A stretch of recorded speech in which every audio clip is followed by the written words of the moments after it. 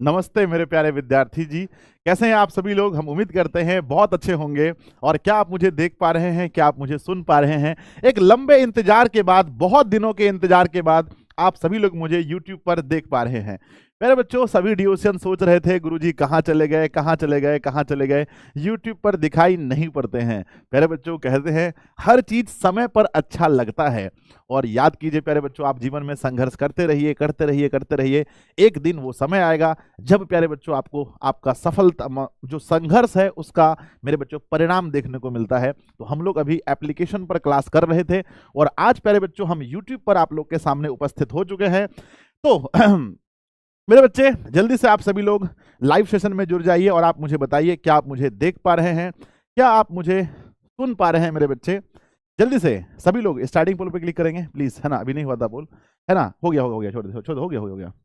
तो क्या आप मुझे देख पा रहे हैं? क्या आप मुझे सुन पा रहे हैं? है ना? वो ठीक है, यहाँ से कट कर दो ना, वो क्रॉस कर दो, कट कर दो, मुझे मुझे माउस दो, है ना? तो मेरे प्यारे बच्चों, क्या आप मुझे देख पा रहे हैं? क्या आप मुझे सुन पा रहे हैं? एक बार जल्दी से सब लोग यस यस लिख करके कमेंट बॉक्स में भेजेंगे मुझे, है ना? फटाफट से सभी लोग कमेंट बॉक्स में मुझे भेजेंगे यस गुरुजी, यस यस यस। आइए बच्चों, जैसा कि आप सभी लोग जानते हैं, सबसे मोस्ट प्यारे बच्चों बहुत इंतजार आप लोगों ने किया है क्लास 10th मैथ्स के लिए, चैप्टर नंबर 6 जिसका नाम है बच्चों ट्री एंगल यानी त्रिभुज, जिसको हम लोग कहते हैं। इसका इंट्रोडक्शन क्लास होने वाला है। तो मेरे प्यारे विद्यार्थी जी, लगा दीजिए आग और आप सभी लोग दिखना चाहिए कि भाई यूट्यूब पर आज डीओसीएन आए हैं। एक बार आप सभी लोग शेयर बटन पर क्लिक करेंगे और मेरे विद्यार्थी जी अपने हर दोस्त के पास, आपके जितने भी फ्रेंड्स हैं, स्कूल के फ्रेंड्स हैं, कोचिंग के फ्रेंड्स हैं, रिलेटिव्स हैं, जितने हैं, सभी बच्चों के पास प्यारे बच्चों एक बार सब लोग दम लगाकर शेयर कर दीजिएगा। आज मेरे विद्यार्थी जी दिखना चाहिए क्या? पावर ऑफ डीओसी, है ना? बहुत दिनों से मेरे सभी डीओशियन जो थे वो बहुत दिनों से शांत थे। गुरुजी यूट्यूब पर नहीं आ रहे हैं, एकदम शांत थे, ठीक है ना? लीजिए, आपके लिए हमने टाइमर लगा दिया है और 30 सेकंड के अंदर आप इस सेशन को शेयर करेंगे। और आज का लक्ष्य है मेरे बच्चे कि आज के लाइव सेशन में 15,000 बच्चे कम से कम जुड़ने चाहिए। 15,000। मैं देख पा रहा हूं लगभग 9,000 बच्चे जुड़ चुके हैं, है ना? 9,000 विद्यार्थी जी आज के सेशन में जुड़ चुके हैं। सभी लोग अपने अपने दोस्तों के पास शेयर करेंगे बहुत तेजी से। जब तक मेरे बच्चे मिनिमम 10,000 बच्चे पार नहीं हो जाते, हम कैसे क्लास शुरू कर दें? उसके बाद प्यारे बच्चों, जहां पर आप सभी लोग कमेंट बॉक्स में लिखते हैं गुरुजी हम अच्छे हैं, गुरुजी हम मस्त हैं, वहीं पर एक पोल का ऑप्शन है, हाउ इज द जोश। तो प्यारे बच्चों, मैं आप लोगों से रिक्वेस्ट करता हूं कि एक बार जाइए और पोल पर क्लिक करके बताइए कि आपके अंदर कितना जोश है आज के सेशन को लेकर। प्लीज बच्चों, जल्दी जल्दी से सब लोग वहां पर जल्दी से दिखाएंगे हाउ इज द जोश, हाई सर या लो सर, जल्दी। तो बच्चों लगभग 10,000 बच्चों ने पोल कर दिया है और लाइव में भी अप्रॉक्स 10,000 बच्चे जुड़ चुके हैं। तो आइए क्लास को शुरू करते हैं मेरे विद्यार्थी जी। सबसे पहले हम लोग क्या करेंगे, गणेश जी का आशीर्वाद लेंगे। श्री गणेशाय नमः। गणेश जी का आशीर्वाद बहुत जरूरी है। वक्रतुंड महाकाय सूर्यकोटि समप्रभ निर्विघ्नं कुरुवेम देव सर्वकार्येषु सर्वदा। हमेशा गणेश जी का आशीर्वाद होना बहुत जरूरी है। प्यारा सा मोटिवेशन है मेरे विद्यार्थी जी। देखेंगे आपका भविष्य उसी से बनता है जो आप आज कर रहे हैं। उठिए, अपने आज को बेहतर बनाइए और अपने भविष्य को बेहतर बनाइए। तो प्यारे बच्चों, हम लोग आज मेहनत करेंगे और हमारा जो भविष्य यानी हमारा जो रिजल्ट है वो बहुत अच्छा होगा। चलिए तो सब लोग क्लास के लिए तैयार हैं? एक बार प्यारा प्यारा सा दिल बनाकर भेजेंगे कि गुरुदेव हम सभी लोग क्लास के लिए तैयार हैं। मेरे साथ जुड़े हैं राजेंद्र कुमार जी, पुष्पेंद्र कुमार जी, अंकित कुमार, छोटू कुमार, गौतम कुमार, सुधांशु कुमार और ढेर सारे मेरे हजारों हजारों की संख्या में मेरे बच्चे जुड़े हैं। आप लोग रेडी हैं? तो एक बार प्यारा सा दिल बनाकर भेजेंगे। चलो भाई आ जाओ बहुत दिनों के बाद यूट्यूब पर। हाँ, ये जो चैप्टर है हम इसके बारे में आपको कुछ बताना चाहते हैं। चैप्टर का नाम है बच्चों ट्री एंगल। क्या नाम है? ट्री एंगल चैप्टर है। इसके विषय में हम आपको बताना चाहेंगे। ये हमारा चैप्टर नंबर 6 है। अगर आप मुझसे पूछेंगे कि संजय सर पहले ये बताओ, ये जो चैप्टर है क्या इससे ऑब्जेक्टिव क्वेश्चन आते हैं? तो मैं बोलूंगा बच्चों भर भर के क्वेश्चन आते हैं, यस। क्या 2 मार्क्स वाले क्वेश्चन आते हैं? तो मैं बोलूंगा बच्चों यस। आप बोलोगे सर क्या यहाँ से लॉन्ग क्वेश्चन आते हैं? तो मैं बोलूंगा यस। ये एक ऐसा चैप्टर है, ये एक ऐसा चैप्टर है बच्चों जहां से हर तरह के सवाल आपके पेपर में देखने को मिलते हैं।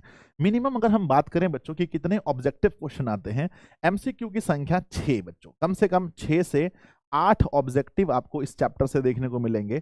लघु उत्तरीय में 2 से 3 क्वेश्चन देखने को मिलेंगे और लॉन्ग में बच्चों 1 क्वेश्चन देखने को मिलेंगे। अगर मैं इसका बच्चों मार्किंग करूं, अगर मैं इसका मार्किंग देखूं, वेटेज देखूं, तो मेरे बच्चे ऑब्जेक्टिव क्वेश्चन 1 मार्क्स का होता है, तो हाईएस्ट 8 मार्क्स, यहां से 2 मार्क्स का, हाईएस्ट 6 मार्क्स, और यहां से दीर्घ उत्तरीय 5 मार्क्स का। तो मेरे बच्चे 8 और 6 14 और 5 19, अप्रॉक्स ये चैप्टर 15 से 20 नंबर का ये चैप्टर है। बताना एक बार कमेंट बॉक्स में सब लोग कितने नंबर का चैप्टर है, कितने नंबर का चैप्टर है, एक बार कमेंट बॉक्स में सब लोग लिखना, पूरे जोश के साथ, पूरे होश के साथ लिखेंगे। मेरे बच्चे जल्दी बताओ कितने नंबर का ये प्यारा सा चैप्टर है। गुरुजी ये प्यारा सा चैप्टर 15 से 20 मार्क्स का है। सब लोग लिखेंगे कितने मार्क्स का है बताओ। तो ये चैप्टर है ना 15 से 20 मार्क्स का होने वाला है। मेरे बच्चों हम इस चैप्टर के विषय में अगर बात करें तो क्या हमें इस चैप्टर का एक्सरसाइज अगर हम बात करें मेरे बच्चे, तो 6.1 से लेकर के 6.5 6.6 6.7 तक शायद इसमें होगा, ठीक है ना। तो क्या हमें इसका प्रॉपर एक्सरसाइज पढ़ना है? नहीं बच्चों, इस चैप्टर की खासियत यही है कि आपको प्रॉपर एक्सरसाइज सॉल्व नहीं करना है। नो, यानी इसके प्रॉपर एक्सरसाइज को सॉल्व नहीं करना है। मैं आपको इस चैप्टर को मेरे बच्चे मैंने टॉपिक वाइज सजाया है। कैसे सजा बताओ? मैंने इस चैप्टर को है ना टॉपिक वाइज सजाया है, जहां से मेरे बच्चे है ना इसमें आपको एक्सरसाइज पढ़ने की जरूरत नहीं है। टॉपिक वाइज मैंने जितने भी टॉपिक आपको बनाए हैं वो सारे टॉपिक कवर कर लेने हैं, और उसके बाद मेरे बच्चे कुछ इंपॉर्टेंट है ना मेरे बच्चे सेलेक्टेड है ना सेलेक्टेड सब्जेक्टिव क्वेश्चन ही मैं आपको कराऊंगा, है ना। सेलेक्टेड सब्जेक्टिव क्वेश्चन कराऊंगा, वहीं से आपका पेपर हो जाएगा, ठीक है ना। तो ये ऑब्जेक्टिव के लिए टॉपिक पढ़ना जरूरी है, और सब्जेक्टिव के लिए जो मैं आपको सेलेक्टेड सब्जेक्टिव पढ़ाऊंगा वहीं से आपका हो जाएगा। क्या आप इतनी बात को समझ गए मेरे बच्चे? तो यस लिख करके भेजिए कि सर हम समझ गए कि जितने भी टॉपिक आपने इस चैप्टर में बनाए हैं वो सारे टॉपिक आप पढ़ाएंगे, और उस टॉपिक से मेरे बच्चे आपके सारे ऑब्जेक्टिव क्वेश्चन क्लियर हो जाएंगे। उसके बाद अगर हम बात करें, सारे ऑब्जेक्टिव क्लियर हो जाएंगे। अगर हम बात करते हैं सब्जेक्टिव का, तो मैं आपको सेलेक्टेड सब्जेक्टिव क्वेश्चन बताऊंगा जो आपके चैप्टर का होगा, और वही क्वेश्चंस बार बार रिपीट होते हैं, उसी टाइप के क्वेश्चन बार बार रिपीट होते हैं, ठीक है ना। हो जाएगा। चलो बच्चों बहुत बढ़िया, बहुत सुंदर। तो चलिए, जो बच्चे पहले पढ़ चुके हैं, जो लोग पहले पढ़ चुके हैं इस चैप्टर को, पहले पढ़ चुके हैं जो बच्चे पहले पढ़ चुके हैं वो लोग 1 दबाएंगे, और न्यू स्टूडेंट जिन्होंने इस चैप्टर को अभी हाथ भी नहीं लगाया है, यानी हाथ लगाने से भी डरते हैं, अरे सर नहीं छुएंगे डर लग रहा है, वो लोग 2 दबाएंगे जल्दी से। जो पहले पढ़ चुके हैं वो सभी 1 लिखेंगे, और जिन्होंने मेरे बच्चे अभी तक इस चैप्टर को छुआ भी नहीं है वो सभी लोग 2 लिख करके जल्दी से कमेंट बॉक्स में लिखेंगे, 1 या 2 सभी लोग 2 2 2 2 लिख कर भेज रहे हैं, 1 या 2 जल्दी बताओ, 1 या 2 1 या 2। लगभग बच्चे यहां पर हम देख रहे हैं, अधिकांश 2 वाले विद्यार्थी जी मुझे ज्यादा दिख रहे हैं यहां पर। चलिए, तो मेरे प्यारे विद्यार्थी जी कोई बात नहीं, अगर आप नहीं पढ़े हैं तो अच्छी बात है, नई मेमोरी में डाउनलोड जल्दी होता है। नया मेमोरी है आपका, एकदम नहीं पढ़े हैं तो डाउनलोड एकदम स्पीड से होगा। लिखिएगा टॉपिक नंबर 1 टॉपिक नंबर 1 लिखिएगा मेरे बच्चे, है ना। टॉपिक क्या लिखेंगे? टॉपिक नंबर 1 लिखेंगे। टॉपिक नंबर 1 में हम आपको बहुत बेसिक चीज बताएंगे। कोई भी त्रिभुज जो होता है मेरे बच्चे, है ना, टॉपिक नंबर 1 बहुत बेसिक है ना मेरे बच्चे, बहुत बेसिक बात हम आपको बताएंगे। टॉपिक नंबर 1 में कोई भी त्रिभुज जो होता है मेरे बच्चे, कोई भी त्रिभुज जो होता है, अगर हम बात करें कोई भी त्रिभुज जो होता है उसमें भुजाओं की संख्या कितनी होती है? उसमें भुजाओं की संख्या कितनी होती है? सर नाम में ही लिखा है त्रिभुज, नाम में ही लिखा है त्रिभुज, यानी 3 भुजाएं देखने को मिलेंगे। This is A, this is B और दिस इज सी।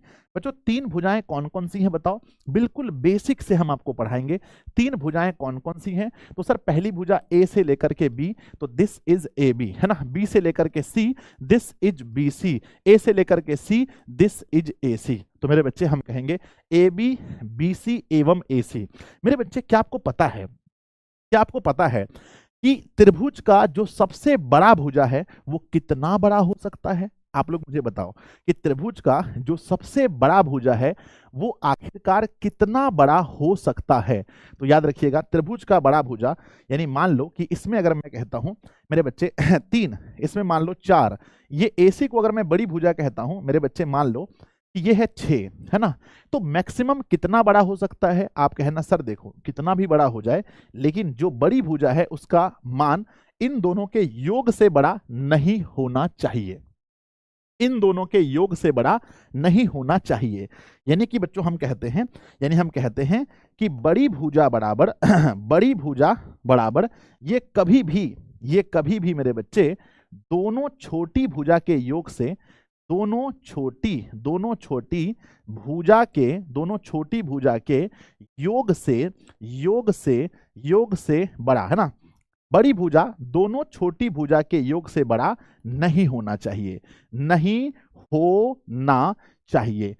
होना चाहिए। इस बात को हमेशा याद रखना कि कभी भी ऐसा कंडीशन ना उत्पन्न कर देना, कभी भी ऐसा कंडीशन नहीं उत्पन्न कर देना कि दोनों छोटी भुजा के योग से बड़ा हो जाए। बच्चों अगर मैं आपसे पूछता हूं, एक मैं ऑप्शन आपको देता हूं, क्या ये त्रिभुज बनना संभव है? 3 सेंटीमीटर 5 सेंटीमीटर 3 सेंटीमीटर 5 सेंटीमीटर और 4 सेंटीमीटर, क्या ये त्रिभुज संभव है? क्या ये त्रिभुज बच्चों मैथमेटिक्स में ये एग्जिस्ट करता है? मैं आपसे पूछना चाहता हूं यस और नो। आप बोलोगे संजय सर ध्यान दो, अगर आप दोनों छोटी भुजा को जोड़ोगे 3 और प्लस में 4 तो बराबर 7 होता है, जो 5 से बड़ा है। यस ये एग्जिस्ट करता है, यस ये एग्जिस्ट करता है, ये एग्जिस्ट करता है। मेरे बच्चे मैं आपको एक बात और बताता हूं, एक है बच्चों 15 सेंटीमीटर, एक है मेरे बच्चे 7 सेंटीमीटर और एक है मेरे बच्चे मान लो 15 8 और 17, है ना। क्या ये एग्जिस्ट करता है? क्या ये त्रिभुज पॉसिबल है? क्या हम ऐसी 3 भुजा लेकर के किसी त्रिभुज का निर्माण कर सकते हैं? तो आप कहोगे सर दोनों छोटी भुजा को जोड़ो, दोनों छोटी भुजा का योग, यानी कि इसमें बड़ा कौन सा है? 17 बड़ा है, तो दोनों छोटी भुजा को जोड़ो, है ना। 15 और 8 23 होता है, 23, है ना। 23 मेरे बच्चे, यानी कि इससे बड़ा होना चाहिए, दोनों का योग बड़ी भुजा से बड़ा होना चाहिए। यस बिल्कुल एग्जिस्ट करता है। अगर कोई व्यक्ति आपको ये बोले कि बच्चा ये बताओ 3 सेंटीमीटर 2 सेंटीमीटर और 7 सेंटीमीटर, क्या बच्चों मैथमेटिक्स में क्या ये त्रिभुज एग्जिस्ट करता है? मैं आप लोगों से पूछना चाहता हूं कि बच्चों 3 भुजा तो होना चाहिए, पर 3 भुजा का भी एक रूल होता है। आप कहेंगे सर एक बात देखो, दोनों छोटी भुजा है ना, 7 तो बड़ी हो गई ना, दोनों छोटी है 3 और 2 जोड़ने से टोटल 5 होता है, और इसका योग जो है बड़ी भुजा से छोटा है। ये पॉसिबल ही नहीं है, ये कभी भी इसका ये त्रिभुज नहीं बन सकता। नो पॉसिबल, ये तीनों मेरे बच्चे नो पॉसिबल, ये तीनों कभी भी त्रिभुज की भुजाएं नहीं हो सकती हैं, त्रिभुज की भुजाएं नहीं हो सकती हैं। क्या आप इस छोटे से कॉन्सेप्ट को सीख गए? तो प्यारा सा दिल बनाकर भेजेंगे गुरुदेव हम इस छोटे से कॉन्सेप्ट को सीख गए कि त्रिभुज का, हम ऐसे त्रिभुज का निर्माण कभी नहीं कर सकते जहां बड़ा भुजा का मान दोनों छोटे भुजा के योग से भी बड़ा हो, दोनों छोटी भुजा के योग से भी बड़ा हो, ऐसा हम निर्माण नहीं कर सकते हैं। हो गया, चलिए बढ़ते हैं आगे। नेक्स्ट बच्चों, हमने कहा कि भुजाओं की संख्या 3 है, जैसा आपने कहा। मेरे बच्चे अब बताओ किसी भी त्रिभुज में कोण कितने होते हैं? कोण, त्रिभुज में कोण की संख्या कितनी होती है? तो आप कहेंगे सर किसी भी त्रिभुज में अगर हम कोण की बात करें कोण की बात करें, है ना। रुकिए बच्चों, कॉन्सेप्ट अच्छा बिल्ड हो इसलिए मैं त्रिभुज यहां बना देता हूं। अगर मैं कोण की बात करूं किसी भी त्रिभुज में मैं कोण की बात करूं तो this is A, this is B, this is C. तो मेरे बच्चे बताओ किसी भी त्रिभुज में कोण कितने होते हैं? तो आप कहना कोण की संख्या भी 3 होती है। मेरे बच्चों अब ये बताओ, अगर कोई स्टूडेंट अगर बहुत बुद्धिमान है तो मुझे लिख कर दिखाओ इस कोण को आप कैसे लिखोगे? तो कहना संजय सर देखो, अगर मैं ए कोण को दर्शा रहा हूं तो हम पहले बी ले सकते हैं, बीच में ए को लेना जरूरी है, यानी हम बी लिखेंगे और बीच में क्या लेंगे? ए लेंगे और उसके बाद फिर सी लिखेंगे। ऐसे लिख सकते हैं, या मेरे बच्चे इसको हम लिख सकते हैं सी ए बी, है ना, सी ए बी, यानी कि जो बीच वाला मान है वो हमारा होना चाहिए। हमारा उद्देश्य ये था एंगल ए को दिखाना, तो जो बीच में होता है ना, जो बीच में होता है वही कोण दर्शाया जाता है बीच में। तो बच्चों है ना, क्या दोनों सही है? मैं आपसे पूछना चाहता हूं कि एंगल ए को हम दोनों तरीके से लिख सकते हैं। तो कोई बच्चा जो समझदार है यस लिखकर भेजो कि सर देखो हम एंगल ए को दोनों तरीके से लिख सकते हैं, बस बीच में हमारा ए होना चाहिए। ध्यान दो, या तो हम बी से स्टार्ट करेंगे बी ए सी, या हम CAB, बीच में हमारा क्या है, बीच में हमारा क्या होना चाहिए सॉरी, है ना, बस बीच में हमारा मेरे बच्चे A होना चाहिए। अब लिख के दिखाओ मुझे, अब इस एंगल को लिख के दिखाओ, B वाले एंगल को, बी वाले एंगल को लिख के दिखाइए। तो मेरे बच्चे आप कहेंगे सर ध्यान दो, एंगल जब हमें बी लिखना है तो स्टार्ट या तो हम ए से करेंगे या तो हम सी से करेंगे। अभी फिलहाल हम कर रहे हैं स्टार्ट कहां से, ए बी और सी, है ना ए बी और सी, है ना मेरे बच्चे, या हम लिखेंगे सी बी और ए। एंगल क्या लिखेंगे, एंगल लिखेंगे सी बी और ए। हमारा उद्देश्य यह है कि बीच वाला जो एंगल है उसको बच्चों हमें दिखाना है, जिस एंगल को दिखाना चाहते हैं उसको बीच में लिखना पड़ता है, नियम है मैथ का, इसको बीच में लिखना है। अब आप लोग समझदार हो गए हैं, जरा सी एंगल लिख के दिखाइए, इस तीसरे वाले कोण को लिख कर दिखाइए, मैं इंतजार कर रहा हूं। सबसे पहला कमेंट जिसका आएगा मैं उसके कमेंट को पढ़ने वाला हूं, जल्दी करो, पूरा दम लगा दो मेरे बच्चे, जल्दी बताओ कि एंगल सी को आप कैसे लिखोगे। संजय सर ध्यान दो, सी को मैं लिखूंगा, सी को बीच में रखना पड़ेगा, तो या तो मैं स्टार्ट करूंगा ए से, ए सी बी, है ना, एंगल ए सी बी, या हम इसको कहेंगे एंगल बी सी ए, है ना, बी सी ए। हमें बस उद्देश्य हमारा ये है कि बीच में जो है हमारा एंगल सी होना चाहिए, बीच में हमारा एंगल सी होना चाहिए। तो प्यारे बच्चों आपने देखा कि तीन कोण हैं और तीनों कोणों को हम दो तरीके से लिख सकते हैं। त्रिभुज के तीन भुजाएं होते हैं और तीन कोण होते हैं।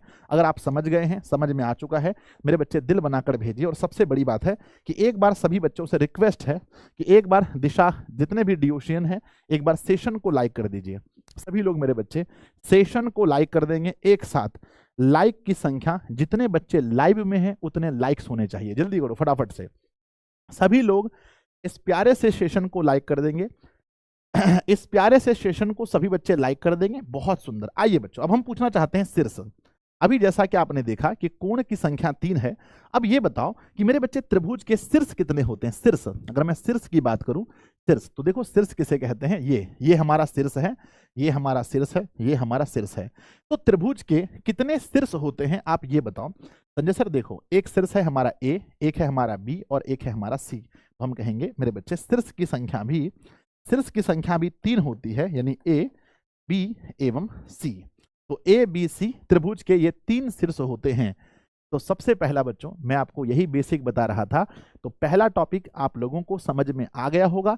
पहले टॉपिक में मैंने आपको बस ये बताया आपको मैंने बस ये बताया, बहुत बेसिक में मैंने बताया, क्या बताया कि बच्चों त्रिभुज में भुजाएं 3 होती हैं। कौन कौन सी भुजाएं हैं, त्रिभुज में कोण भी और मैंने ये बताया कि कौन सा मान बच्चों त्रिभुज बना सकता है और कौन सा मान त्रिभुज नहीं बना सकता है। फिर मैंने आपको बताया कि त्रिभुज में जो कोण होते हैं वो 3 होते हैं। इसको लिखने का मैंने दो तरीका बताया। त्रिभुज के शीर्ष जो होते हैं वो 3 होते हैं। यहां तक समझ में आ रहा है, गया दिमाग में, जल्दी बताओ, यहां तक समझ में आ रहा है सबको? यस बताओ जल्दी से। चलिए बहुत सुंदर, आगे बढ़ते हैं। टॉपिक नंबर दूसरा लिखेंगे मेरे बच्चे, टॉपिक नंबर दूसरा, है ना, सबको लिखेंगे। टॉपिक नंबर दूसरा में हम पढ़ेंगे त्रिभुज के प्रकार ध्यान दीजिएगा मेरे बच्चे, त्रिभुज के प्रकार, है ना। त्रिभुज के जब प्रकार हम पढ़ते हैं तो त्रिभुज के प्रकार 2 तरह से पढ़ा जाता है। मेरे बच्चे एक बार कमेंट बॉक्स में बताना किस किस आधार पर हम त्रिभुज के प्रकार को पढ़ सकते हैं, किस किस आधार पर। तो सबसे पहला आधार लिखेंगे त्रिभुज के प्रकार में। त्रिभुज के प्रकार में सबसे पहला प्रकार होता है किसके आधार पर ध्यान दीजिएगा, सबसे पहला होता है मेरे बच्चे भुजाओं के आधार पर, है ना, भुजाओं के आधार पर। मेरे बच्चे भुजाओं के आधार पर देखते हैं त्रिभुज को, उसके बाद बताना कोण के आधार पर, है ना, कोण के आधार पर कोण के आधार पर। मेरे बच्चे एक बात बताओ कि भुजाओं के आधार पर त्रिभुज कितने प्रकार के होते हैं। आपको जानकर हैरानी होगी कि भुजाओं के आधार पर मेरे बच्चे हम देखें तो त्रिभुज 3 प्रकार के होते हैं और कोण के आधार पर भी त्रिभुज 3 प्रकार के होते हैं। एक बात आप बता सकते हैं कि भुजाओं के आधार पर कौन कौन से प्रकार के त्रिभुज होते हैं, जल्दी बताओ फटाफट सब लोग, है ना। तो भुजाओं के आधार पर अगर हम देखें तो त्रिभुज 3 प्रकार के होते हैं और कोण के आधार पर भी 3 प्रकार के होते हैं। सबसे पहले आपको बताना है भुजाओं के आधार पर त्रिभुज के प्रकार। कमेंट बॉक्स में लिखेंगे मेरे बच्चे, लिखेंगे भुजाओं के आधार पर, किसके आधार पर, है ना,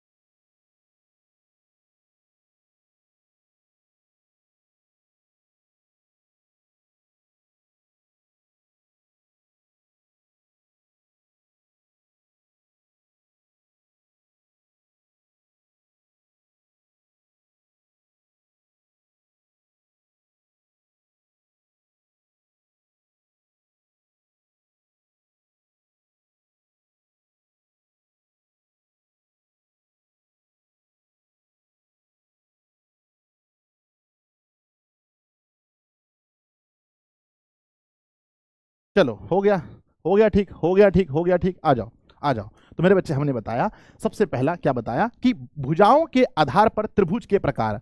तो सबसे पहले हम लिखेंगे मेरे बच्चे, सबसे पहला लिखेंगे, फर्स्ट में लिखेंगे समबाहु त्रिभुज। सबसे पहले क्या होता है मेरे बच्चे, समबाहु त्रिभुज। देखो समबाहु त्रिभुज में क्या होता है कि मेरे बच्चे जिस त्रिभुज के सभी भुजाएं बराबर हों, है ना, जिस त्रिभुज की तीनों भुजाएं बराबर हो उसे क्या बोलते हैं, उसे समबाहु कहते हैं। तो लिखेंगे जिस त्रिभुज की, लिखिएगा सब लोग, जिस त्रिभुज की तीनों भुजाएं, जिस त्रिभुज की तीनों भुजाएं, तीनों भुजाएं क्या हो मेरे बच्चे, बराबर हो, है ना, तीनों भुजाएं बराबर हो, जिस त्रिभुज की तीनों भुजाएं बराबर हो उसे क्या बोलते हैं, उसे समबाहु कहते हैं।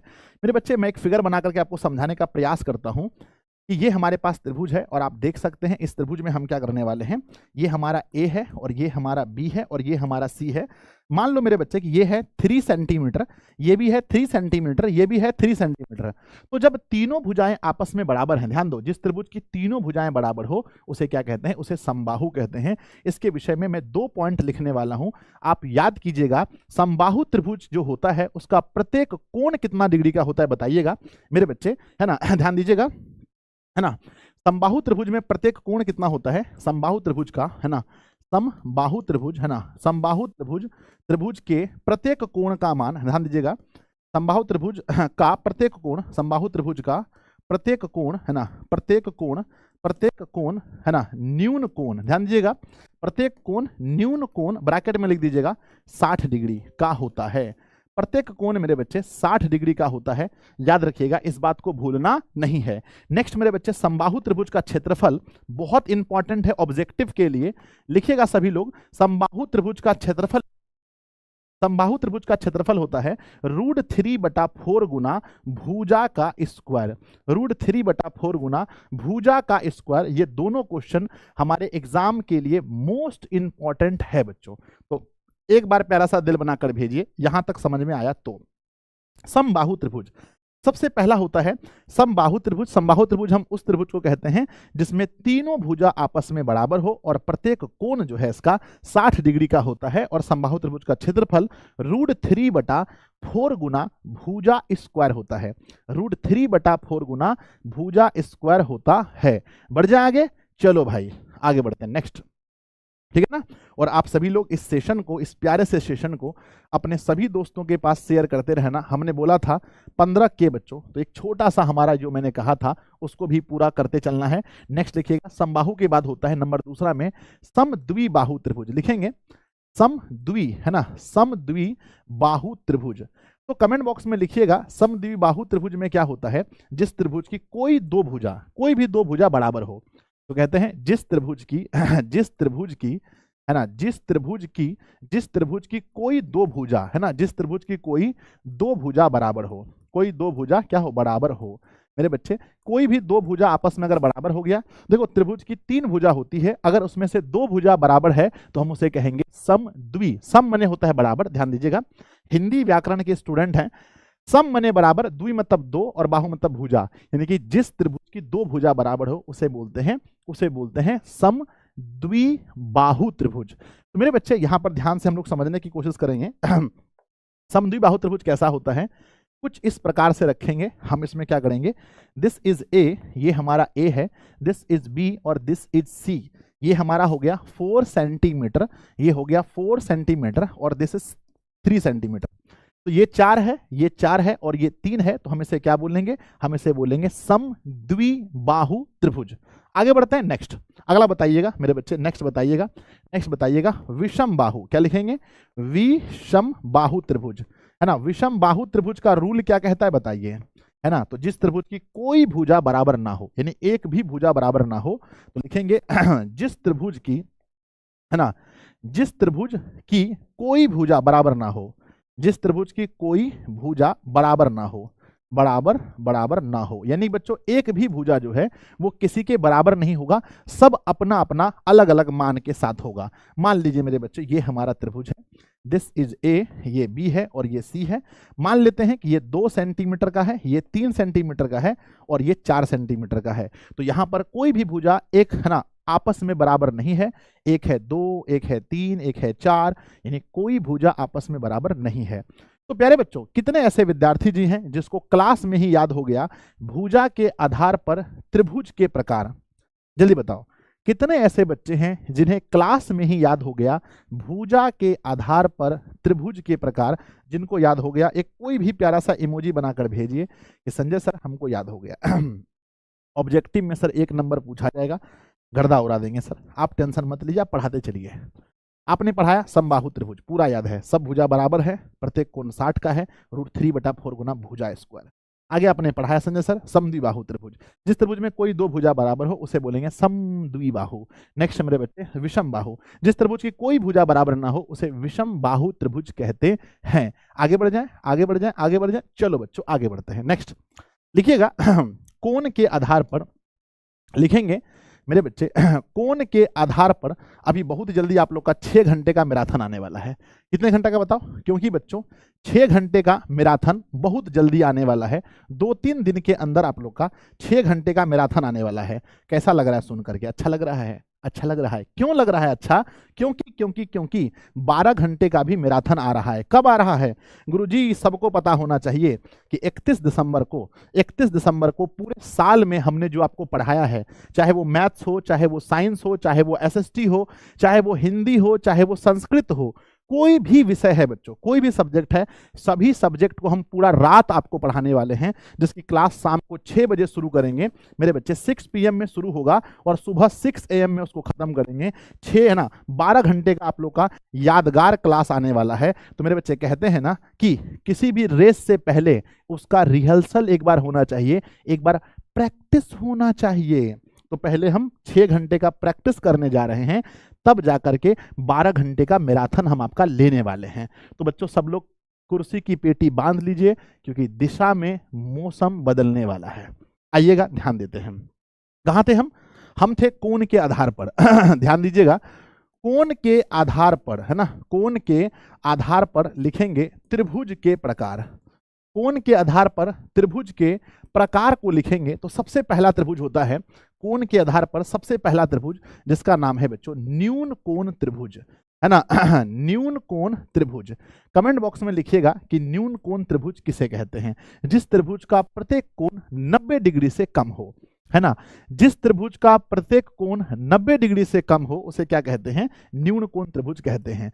लिखेंगे कि जिस त्रिभुज का, लिखिए मेरे साथ में, जिस त्रिभुज का प्रत्येक कोण, जिस त्रिभुज का प्रत्येक कोण 90 डिग्री से कम हो, जिस त्रिभुज का प्रत्येक कोण 90 डिग्री से कम हो उसे क्या बोलेंगे? उसे न्यून कोण त्रिभुज कहते हैं। एक उदाहरण देकर बताइए। 3 एंगल मुझे कमेंट बॉक्स में लिखकर भेजिए, 3 एंगल लिख करके कोई बच्चा लिखकर भेजिए। न्यून कोण अगर कोई त्रिभुज है तो उसके तीनों कोण क्या क्या हो सकते हैं, इसका एक बार कमेंट करके भेजिए। मैं देख रहा हूं सर सिलेबस पीछे है, टेंशन मत लीजिए, बहुत पीछे नहीं है, थोड़ा बहुत पीछे है। बताइए मेरे बच्चे, तो जिस त्रिभुज का प्रत्येक कोण 90 डिग्री से कम हो, 90 डिग्री से कम हो, यानी हम अगर आपको बना के दिखाएं मेरे बच्चे इस प्रकार का, ध्यान दीजिएगा। मान लीजिए ये है 70 डिग्री, ये है 50 डिग्री और ये है 60 डिग्री। एक चीज याद रखिएगा मेरे बच्चे, जब आप ऐसा बना रहे हैं तो एक छोटा सा बात ध्यान में रखिएगा कि तीनों का योग कितना होना चाहिए, त्रिभुज के तीनों कोण का योग कितना होना चाहिए मेरे बच्चे, है ना। तीनों कोण का योग, तीनों कोण का योग कितना होना चाहिए, इसको नहीं भूलने का, इसको नहीं भूलने का सर। तीनों का योग होना चाहिए 180 डिग्री, याद रखिएगा। और सभी कोण देखो, सभी कोण 90 से छोटा है। तो जिस त्रिभुज का प्रत्येक कोण 90 डिग्री से कम हो उसे हम कहते हैं, एक बच्चा कह रहा है सर 20 डिग्री, 35 डिग्री और 60 डिग्री। बहुत मारेंगे बता रहे हैं, बहुत पीटेंगे। ये मत समझिए कि ऑनलाइन में हम नहीं पीट सकते हैं, ऑनलाइन में भी पीट सकते हैं, बहुत पीटेंगे, है ना। बुर्बक की तरह कमेंट मत कीजिए, दिशा के स्टूडेंट हैं आप। नेक्स्ट, न्यून कोण के बाद आता है मेरे बच्चे समकोण त्रिभुज। जरा बताइएगा कि समकोण त्रिभुज में क्या होगा मेरे बच्चे? जिस त्रिभुज का एक कोण 90 डिग्री का हो, क्या लिखेंगे? जिस त्रिभुज का एक कोण, जिस त्रिभुज का एक कोण कितना डिग्री का हो? 90 डिग्री का हो। जिस त्रिभुज का एक कोण ध्यान दीजिएगा, जिस त्रिभुज का एक कोण 90 डिग्री का हो उसे हम कहते हैं समकोण त्रिभुज। अब बताइए बच्चों, समकोण त्रिभुज के लिए एक बार 3 ठो एंगल कमेंट बॉक्स में भेजिए तो अगर मेरे बच्चे एक ठो कमेंट बॉक्स में लिखिएगा मेरे बच्चे, तो लिखते हैं, ध्यान दीजिएगा। ये देखो, ये कुछ इस प्रकार से होगा, इस प्रकार से होगा। यहाँ पर हम लिखेंगे ए, यहाँ पर लिखेंगे बी, यहाँ पर लिखेंगे सी। एक जो एंगल है वो 90 का होगा। अब एक मान लो बच्चों हमारा 40 का है और एक मान लो 50 का है। लिखते टाइम आपको याद रखना है, देखो एक बच्चा 180 लिखकर भेज रहा है। लिखते टाइम आपको ये पता होना चाहिए कि तीनों का योग तीनों का जो योग है, योग जो हो वो 180 से ना कम हो ना 180 से ज्यादा हो। और आपको बताना है कि एक एंगल मेरे बच्चे 90 का है और बाकी दोनों मिलाकर 90 का है। तो इसे बोलेंगे समकोण त्रिभुज। जिस त्रिभुज का मेरे बच्चे एक कोण 90 डिग्री का हो इसे समकोण कहते हैं। अच्छा ये बताओ, समकोण त्रिभुज में कौन सा प्रमेय लगता है? किसी बच्चे को याद है तो कमेंट बॉक्स में लिखना कि समकोण त्रिभुज में कौन सा प्रमेय यूज होता है। जल्दी जल्दी, सबसे पहले, है ना मेरे बच्चे बताओ कौन सा, है ना, समकोण त्रिभुज में मेरे बच्चे कौन सा प्रमेय यूज होता है? तो आपको लिखना है कि समकोण त्रिभुज में पाइथागोरस प्रमेय लगता है ना। क्या लिखेंगे मेरे बच्चे, क्या लिखेंगे? समकोण त्रिभुज में क्या लिखेंगे? समकोण त्रिभुज में लिखेंगे, समकोण त्रिभुज में पाइथागोरस प्रमेय। क्या लिखेंगे? पाइथागोरस प्रमेय लगता है। पाइथागोरस प्रमेय, पाइथागोरस प्रमेय, है ना, पाइथागोरस प्रमेय। ध्यान दीजिएगा, समकोण त्रिभुज में कौन सा प्रमेय लगता है? पाइथागोरस प्रमेय लगता है ना मेरे विद्यार्थी जी। ये भी ऑब्जेक्टिव में पूछा गया कि पाइथागोरस प्रमेय किस त्रिभुज में लगता है ना। तो पाइथागोरस प्रमेय किस त्रिभुज में, इसको दो तरह से पूछा जा सकता है कि पाइथागोरस प्रमेय किस त्रिभुज में, तो कहना है समकोण त्रिभुज में। समकोण त्रिभुज में कौन सा प्रमेय, तो कहना है पाइथागोरस प्रमेय। ठीक है ना। चलिए अब नेक्स्ट, है ना, नेक्स्ट हमारा होता है समकोण के बाद आता है मेरे विद्यार्थी जी, समकोण के बाद आता है अधिक कोण त्रिभुज। अधिक कोण, अधिक कोण या अधिकोण भी लिखा रहता है। अधिक कोण त्रिभुज, इसमें क्या होता है बताइएगा?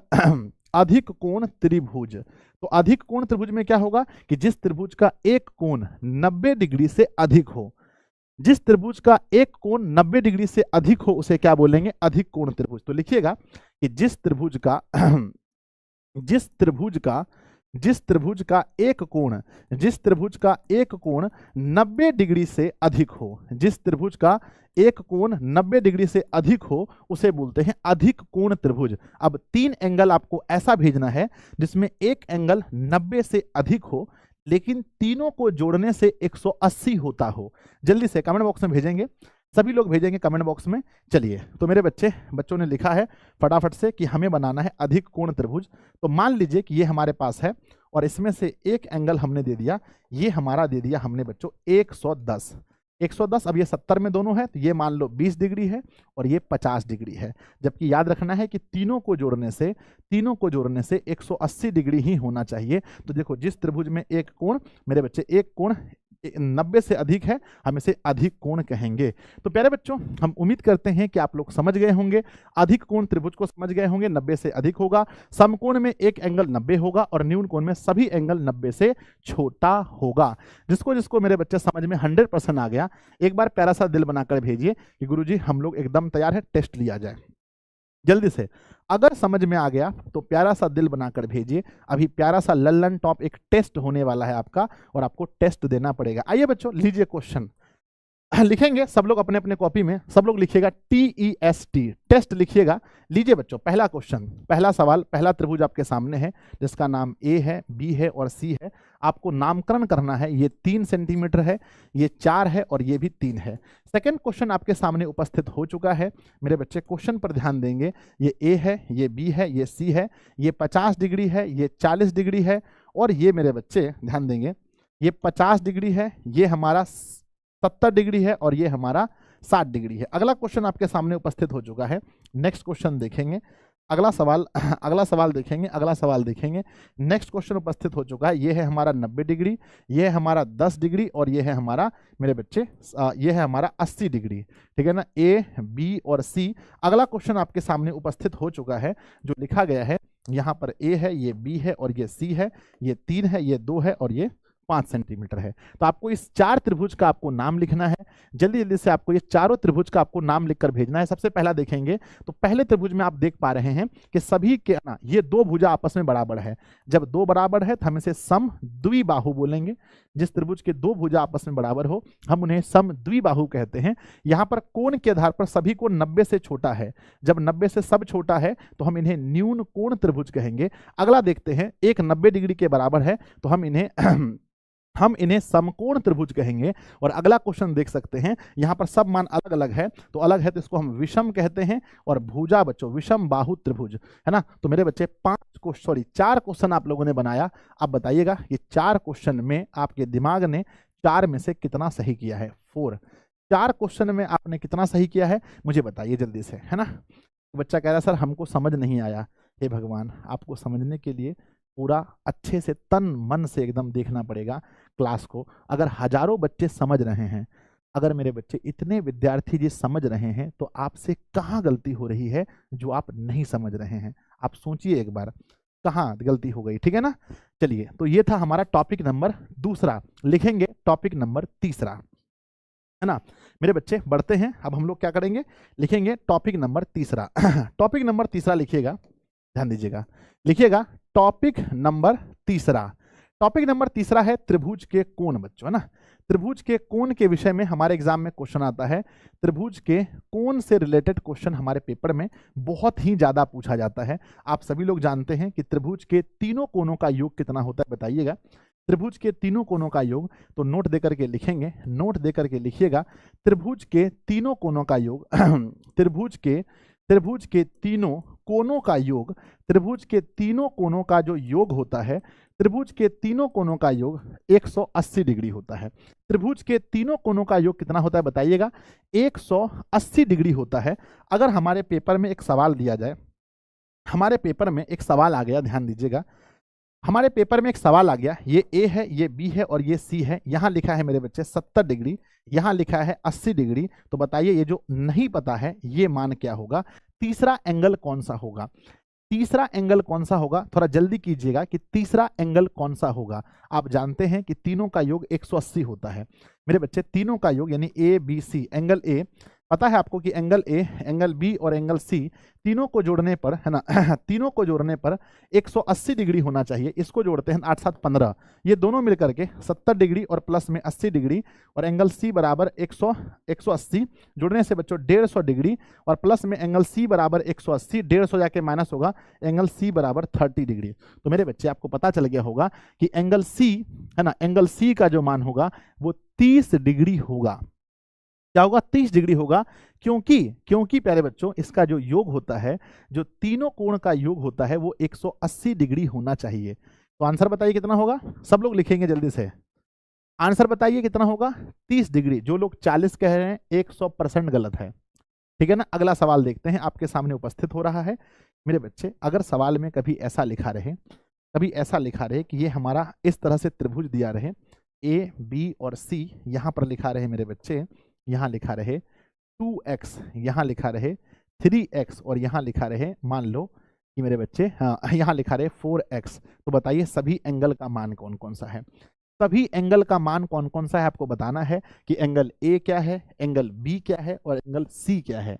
चलिए थोड़ा सा दिमाग लगाते हैं। आपको पता होना चाहिए कि इन तीनों का योग, इन तीनों एंगल का योग, यानी कि बच्चों जो इसका 2x दिया है, इसका 3x, इसका 4x, तो आपको पता होना चाहिए कि जब हम और 3x को और 4x को जोड़ेंगे तो हमें प्राप्त होना चाहिए 180 डिग्री, प्राप्त होगा 180 डिग्री।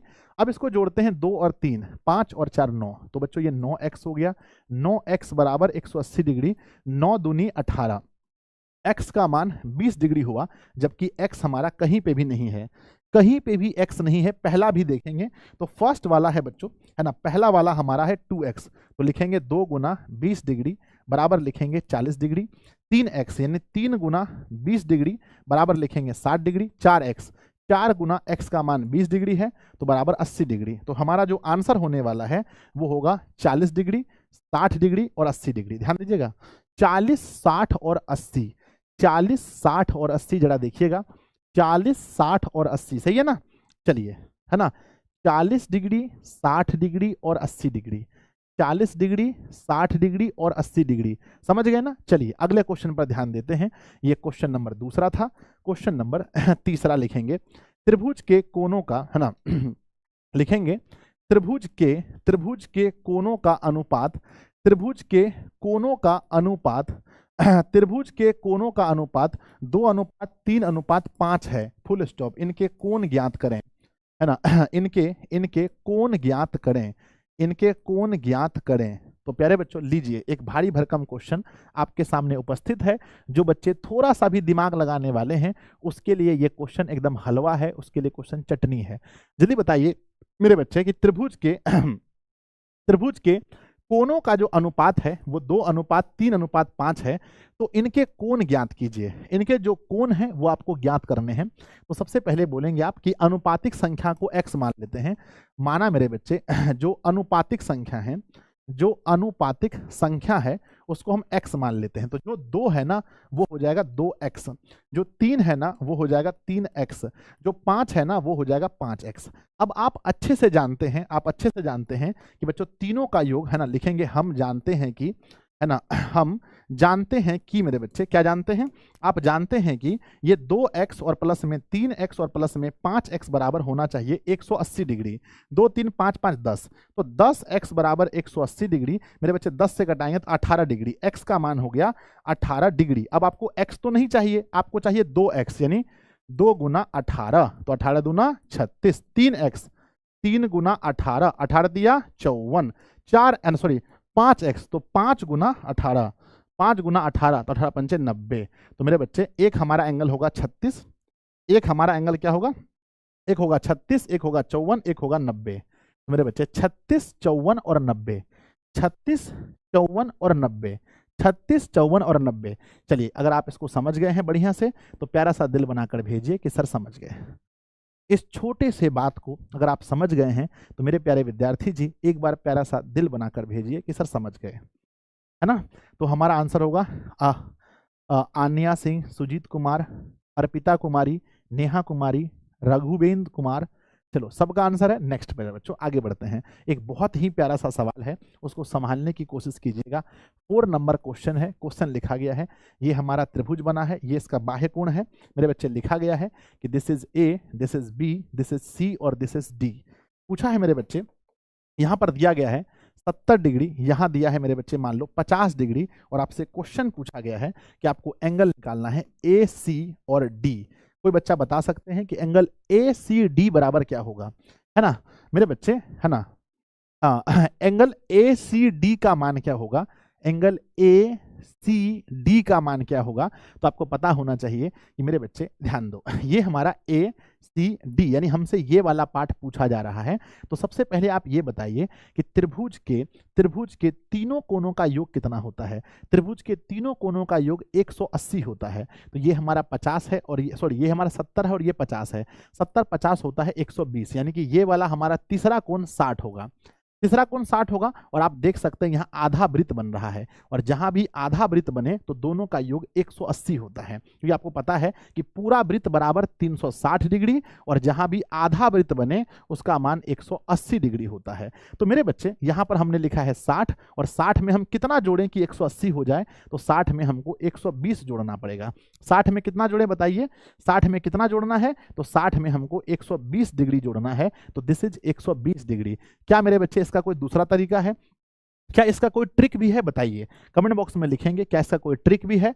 तो ऐसे क्वेश्चन को बनाने का एक प्यारा सा ट्रिक है कि जब भी आप बाहरी कोण निकाल रहे हैं, इसको बही कोण बोलते हैं, है ना। इसको जब हम इसको बाहरी कोण बोलते हैं, है ना मेरे बच्चे, बाह्य कोण जब ज्ञात करेंगे तो बाह्य कोण बराबर होता है दोनों अंतः कोणों का योग, दोनों अंतः कोणों का योग। तो मेरे बच्चे हम क्या करेंगे, इस तरीके से भी बना सकते हैं कि दोनों अंदर के कोण को जोड़ के भी निकाल सकते हैं। 60 और 50, है ना, 60 120 गलत लिख दिए क्या रे, सॉरी 60 नहीं 70 है। 70 डिग्री और 50 डिग्री बराबर 120 डिग्री आंसर होगा, बराबर 120 डिग्री हमारा आंसर हो जाएगा। क्या हम आगे बढ़े, बताओ आगे बढ़ जाए। यस, तो 120 ऐसे निकाल सकते हैं। लीजिए नेक्स्ट क्वेश्चन आपके सामने उपस्थित है, 5वां नंबर क्वेश्चन। 5वां नंबर क्वेश्चन क्या कह रहा है, जरा गंभीरता से समझेंगे इसको। लिखा है मेरे बच्चे, ये मान लो ए है, ये बी है और ये सी है और ये पार्ट डी है। क्वेश्चन में दिया गया है यहाँ पर हमारा 80 डिग्री और यहाँ पर दिया है मेरे बच्चे 45 डिग्री। क्वेश्चन में आपसे पूछा गया है कि बताइएगा एंगल, बताइएगा डी ए सी का मान क्या होगा। एंगल डी ए सी का मान क्या होगा, एंगल डी ए सी का मान क्या होगा, थोड़ा जल्दी कीजिएगा, डी ए सी का मान। तो प्यारे बच्चों आप सब लोग जानते हैं कि डी ए सी क्या है, ये है हमारा डी, ये है हमारा डी, ये है हमारा ए और ये है हमारा सी। तो डी ए सी यानी कि ये बच्चों बाहरी पार्ट पूछा गया है। तो हमने बताया था कि बाह्य कोण बराबर होता है दोनों अंतः कोण का योग। तो एक अंतः कोण 80 है और एक 45 है। तो मेरे बच्चे हम लिखेंगे 80 डिग्री और 45 डिग्री बराबर कितना होगा, तो बराबर होगा मेरे बच्चे ना 125 डिग्री। तो 125 हमारा आंसर होगा, 125 डिग्री आपका आंसर होगा। अगर आप में से किसी बच्चे का आंसर 125 है तो जल्दी से आप मुझे बताइए कि सर 125 डिग्री हमारा आंसर है। चलिए आगे बढ़ते हैं, नेक्स्ट क्वेश्चन पे चलते हैं। क्वेश्चन नंबर 6 क्वेश्चन नंबर 6 है। क्वेश्चन नंबर 6 आपसे पूछा जाएगा मेरे प्यारे विद्यार्थी जी, बहुत गंभीर वाला क्वेश्चन है, बहुत मस्त क्वेश्चन है। सवाल पर ध्यान दीजिएगा, ये ए लिखा है, ये बी लिखा है और ये सी लिखा है और ये डी लिखा है। अब यहाँ का मान दिया है बच्चों, ये एंगल दिया है 110 डिग्री, ये एंगल दिया है मान के चलो मेरे बच्चे कितना 58 डिग्री, कितना लिखा है 58 डिग्री। और आपसे क्वेश्चन पूछा गया है कि एंगल ए बी सी का मान बताओ। ए बी सी जब भी ऐसा लिखा रहे तो आपको बीच वाला मान देखना है, यानी ए बी सी यानी बीच वाला मान, ये एंगल आपको बताना है, ये एंगल आपको बताना है फाइंड करके कितना होगा, ये एंगल आपको बताना है कितना होगा। तो आपको बहुत अच्छे तरीके से पता है कि बाह्य कोण बराबर होता है दोनों अंतः कोण का योग। जो बाहरी आंसर आया होगा, जो बाहरी आंसर आया होगा तो इन दोनों को जोड़ने से ही आया होगा ना। तो आपको पता होना चाहिए कि बाह्य कोण बराबर क्या होता है। तो आप जानते हैं कि बाह्य कोण बराबर होता है दोनों अंतः कोण का योग, दोनों अंतः कोण का योग। तो बाह्य कोण अगर आपको पता है 110, तो 110 हुआ कैसे, 110 हुआ कैसे, तो मेरे बच्चे 58 डिग्री को और ये वाला जो नहीं मालूम है इसको x मान लो, 58 और x जोड़ने पर हुआ होगा।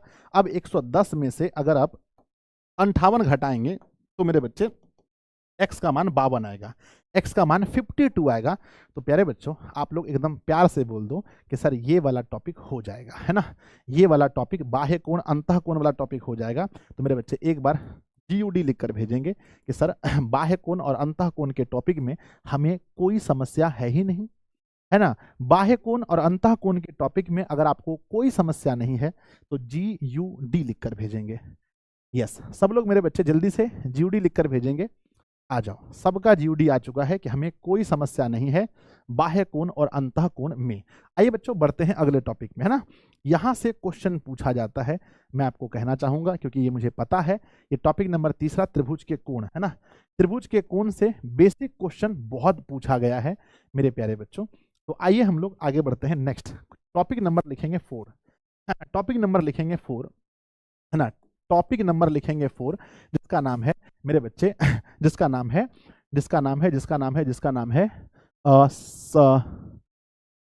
है ना।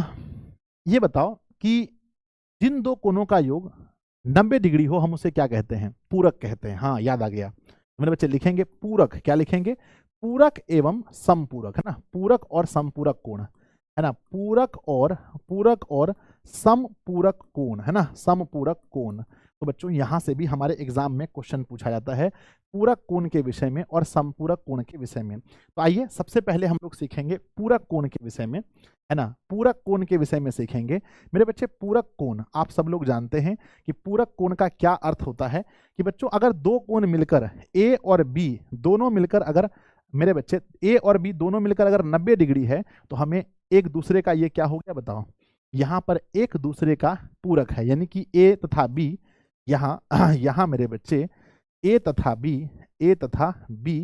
एक दूसरे के पूरक हैं। A तथा B एक दूसरे के क्या है बताओ, A तथा B एक दूसरे के पूरक हैं बच्चों।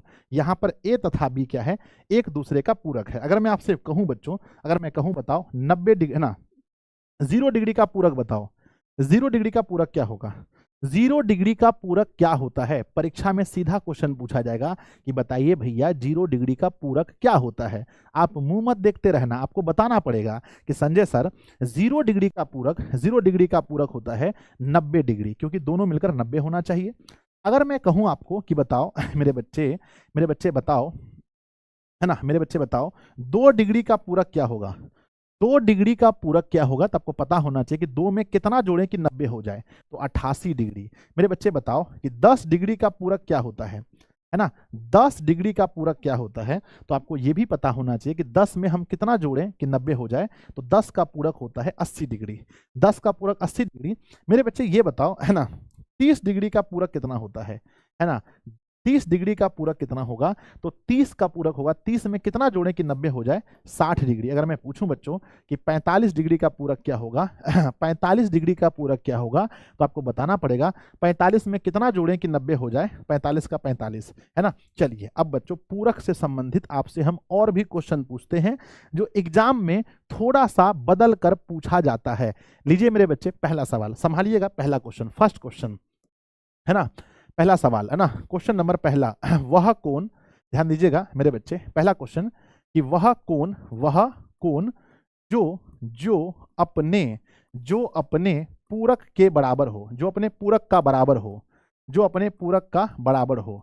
तो बताइए बच्चों वह कौन सा कोण है जो अपने पूरक का बराबर है? ऑप्शन दिया रहेगा एग्जाम में, ऑप्शन दिया रहेगा 40 degree, option B 0 degree, option C 45 degree, option D 90 degree. कौन सा वह कोण है जो अपने पूरक का बराबर है ना। कौन सा वह कोण है जो अपने पूरक का बराबर है? तो मेरे बच्चे ध्यान दीजिएगा 40 का पूरक होगा 50, है ना। मेरे बच्चे ध्यान दीजिएगा 40 का जो पूरक होगा वो 50 होगा क्योंकि दोनों मिला के 90। 0 का पूरक क्या होगा? 0 का पूरक मेरे बच्चे क्या होगा? 90 डिग्री होगा, दोनों मिला के 90।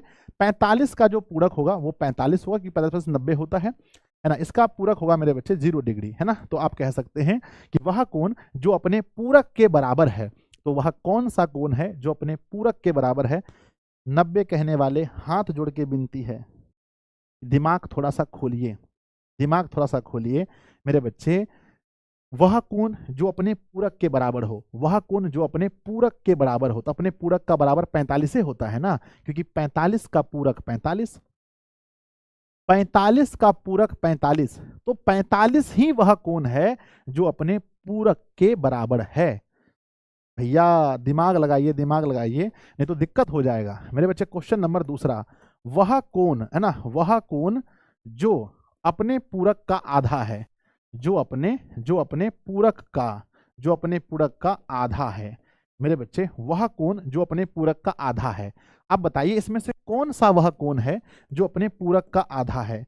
30 डिग्री, ऑप्शन 60 डिग्री, ऑप्शन मेरे बच्चे 45 डिग्री, ऑप्शन 90 डिग्री। बताइए इसमें से कौन सा वह कोण है जो अपने पूरक का आधा है, जो अपने पूरक का आधा है मेरे बच्चे, बताइए, है ना। वह कोण जो अपने पूरक का आधा हो, कौन सा है अपने पूरक का आधा? मेरे बच्चे पहले बताओ, है ना, पहले बताओ 30 का पूरक क्या होगा? 30 का पूरक होगा बच्चों 60 डिग्री। 60 का पूरक क्या होगा? 60 का पूरक होगा 30 डिग्री।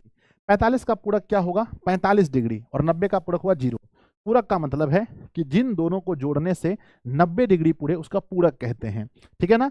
तो वह कोण जो अपने पूरक का आधा हो, जो अपने पूरक का आधा हो, तो बताइए कौन सा वह एंगल है जो अपने पूरक का आधा है?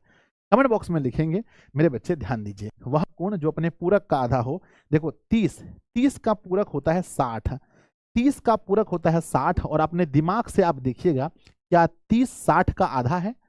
क्या 30 60 का आधा है? क्या 30 60 का आधा है? तो हाँ, 60 का आधा 30 होता है। तो मेरे बच्चे जो लोग आंसर नहीं बता पा रहे हैं, हमें समझ नहीं आ रहा है कि आप क्या सोच रहे हैं, आप क्या सोच रहे हैं। वह कोण जो अपने पूरक का आधा हो, तो मेरे बच्चे 30 डिग्री जिसका पूरक 60 होता है और इसका आधा है बच्चों 30, है ना। तो 30 डिग्री हमारा आंसर होगा बाबू मेरे। नहीं तो इसका सेकंड मेथड देखिएगा, सेकंड मेथड देखिएगा मेरे बच्चे। मानना पड़ेगा कोण को मान लेते हैं x, और इसका पूरक होता है 90 डिग्री माइनस x। मेरे बच्चे पूरक कैसे निकालते हैं बताओ? पूरक कैसे निकालते हैं? जिसका भी पूरक निकालना हो उसको 90 में घटा दीजिए। तो मेरे बच्चे वह कोण ध्यान दीजिएगा, वह कोण जो अपने पूरक का यानी 90 डिग्री माइनस x का आधा हो, इसको आधा कर देंगे, आधा कर देंगे तो निकालेंगे 2 गुना x, नीचे 1 है तो लिखेंगे बच्चों 2x, यहाँ पर 90 डिग्री माइनस x। अब यहाँ पर 2x है, ये माइनस आकर के प्लस हो जाएगा, बराबर 90 डिग्री, तो लिखेंगे 3x बराबर 90 डिग्री। अब कटाएंगे 3 से, तो मेरे बच्चे 30 या 90 यानी 30 डिग्री हमारा आंसर होगा। x का मान 30 डिग्री हमारा आंसर होगा। आप ऐसे भी निकाल सकते हैं, ऐसे भी निकाल सकते हैं। अगला क्वेश्चन सुनिएगा, वह कोण क्वेश्चन नंबर तीसरा, क्वेश्चन नंबर मेरे बच्चे तीसरा, वह कोण जो अपने पूरक का 2 गुना हो, जो अपने पूरक का 2 गुना हो। अब बताइए सही आंसर क्या होगा। वह कोण जो अपने पूरक का 2 गुना हो, थोड़ा जल्दी कीजिएगा, वह कोण जो अपने पूरक का 2 गुना हो।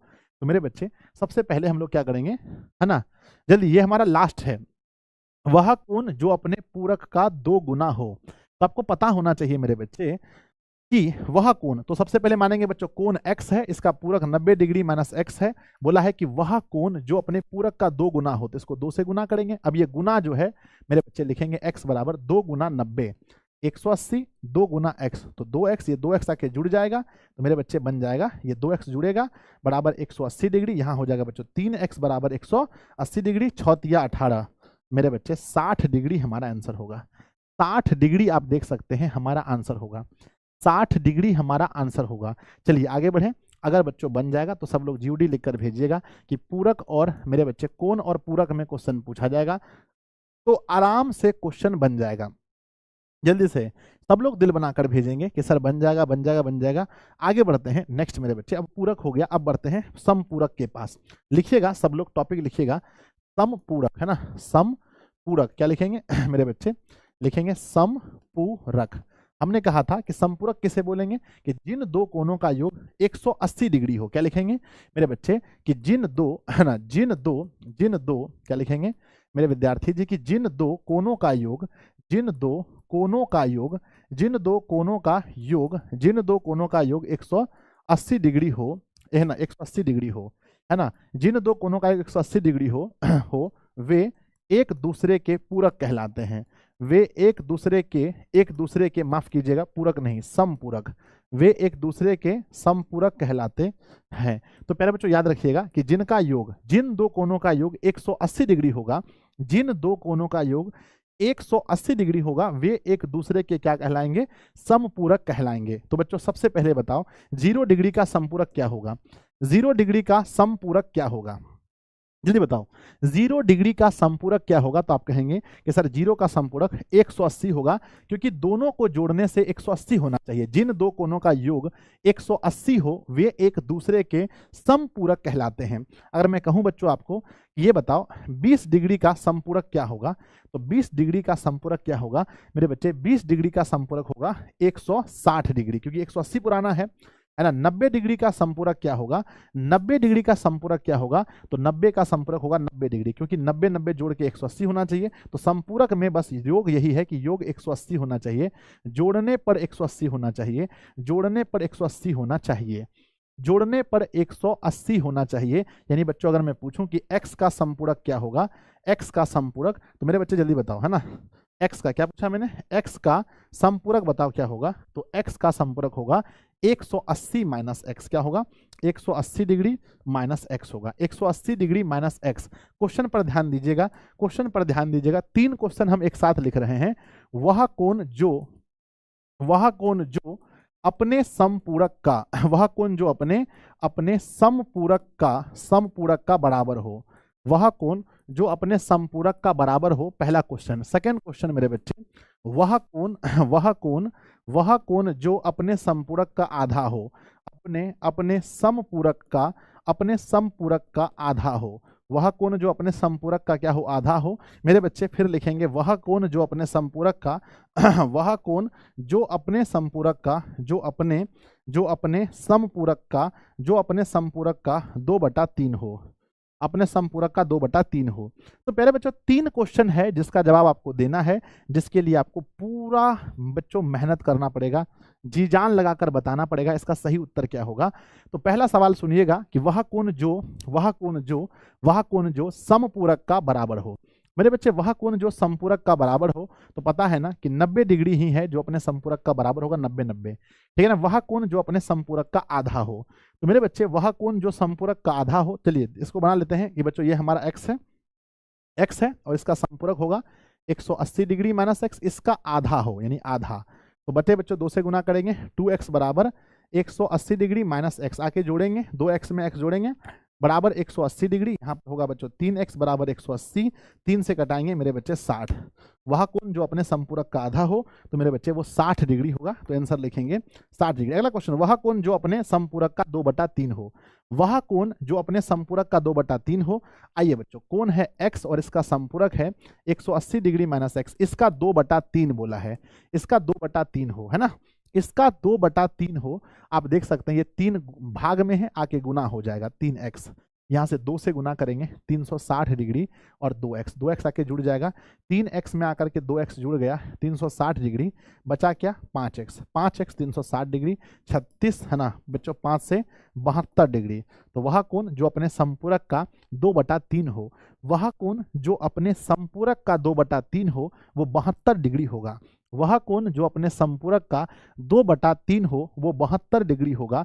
मेरे विद्यार्थी जी ध्यान देंगे, यहाँ पर क्या लिखेंगे, यहाँ लिखेंगे 72 डिग्री। क्या लिखेंगे 72 डिग्री। अगर आपको पूरक और संपूरक इन, है ना, पूरक और संपूरक इन दोनों से सारे क्वेश्चन अगर आप बना सकते हैं तो एक बार दिल बनाकर भेज दीजिए कि सर हमें इसमें कोई दिक्कत नहीं है। अगर आप पूरक और संपूरक में सवाल का जवाब दे सकते हैं तो एक बार प्यारा सा दिल बनाकर भेजिएगा कि सर हमें कोई दिक्कत नहीं है। जल्दी से मेरे बच्चे सब लोग भेजेंगे बना करके कि सर हमें इसमें कोई दिक्कत वाली बात नहीं है। बढ़ जाए आगे, बहुत सुंदर। लिखिएगा अगला टॉपिक, है ना, अगला टॉपिक लिखिएगा मेरे बच्चे, अगला टॉपिक लिखिएगा मेरे बच्चे, समरूप और सर्वांग सम। क्या लिखेंगे, क्योंकि बीच बीच में बच्चों सिलेबस का भी बात होता रहे, ये सब अलग अलग बात है, ये सिलेबस के बाहर का बात है, लेकिन हमारे पेपर में आता है, तो मेरे बच्चे सबसे पहले हम जानेंगे समरूप आकृति के बारे में। तो लिखिएगा टॉपिक नंबर क्या होगा, टॉपिक नंबर 5 लिखिएगा, टॉपिक नंबर 5। क्या लिखेंगे मेरे बच्चे, टॉपिक नंबर लिखिएगा, टॉपिक नंबर 5 लिखिएगा, यानी समरूप आकृतियां। क्या लिखेंगे बच्चों, क्या लिखेंगे, है ना, समरूप एवं सर्वांग सम, समरूप एवं सर्वांग सम आकृतियां, समरूप एवं सर्वांग सम आकृतियां। तो सबसे पहले हम लोग सीखेंगे समरूप के बारे में, है ना, समरूप के बारे में। कितने बच्चे जानते हैं समरूप आकृति हम किसे कहते हैं? तो मेरे बच्चे समरूप आकृतियों के बारे में सीखेंगे। समरूप आकृतियां हम किसे कहते हैं मेरे बच्चे? कहते हैं है ना, समरूप आकृति। बच्चों समरूप आकृति किसे कहते हैं? अगर किसी को पता है तो एक बार कमेंट बॉक्स में यस लिख करके भेजिए कि सर हम जानते हैं। समरूप आकृति किसे कहते हैं? एक बार कमेंट बॉक्स में यस लिख करके भेजिएगा। वैसी आकृति जिनके आकार समान हो उन्हें समरूप कहते हैं। क्या लिखेंगे मेरे बच्चे? वैसी आकृति, है ना मेरे बच्चे ध्यान दीजिएगा, वैसी आकृतियां, है ना, वैसी आकृतियां, वैसी आकृतियां जिनके आकार समान हो, आकार जिसको इंग्लिश में बच्चों शेप कहते हैं, शेप। वैसी आकृतियां जिनके आकार, है ना, आकार समान हो, वैसी आकृतियां जिनके आकार समान हो, कोमा समरूप कहलाते हैं, कोमा समरूप आकृतियां कहलाते हैं, समरूप आकृतियां कहलाते हैं, समरूप आकृतियां कहलाते हैं। अब बताओ मेरे बच्चे कि कौन कौन सी ऐसी आकृति हैं जिनके आकार बच्चों आकार समान हैं।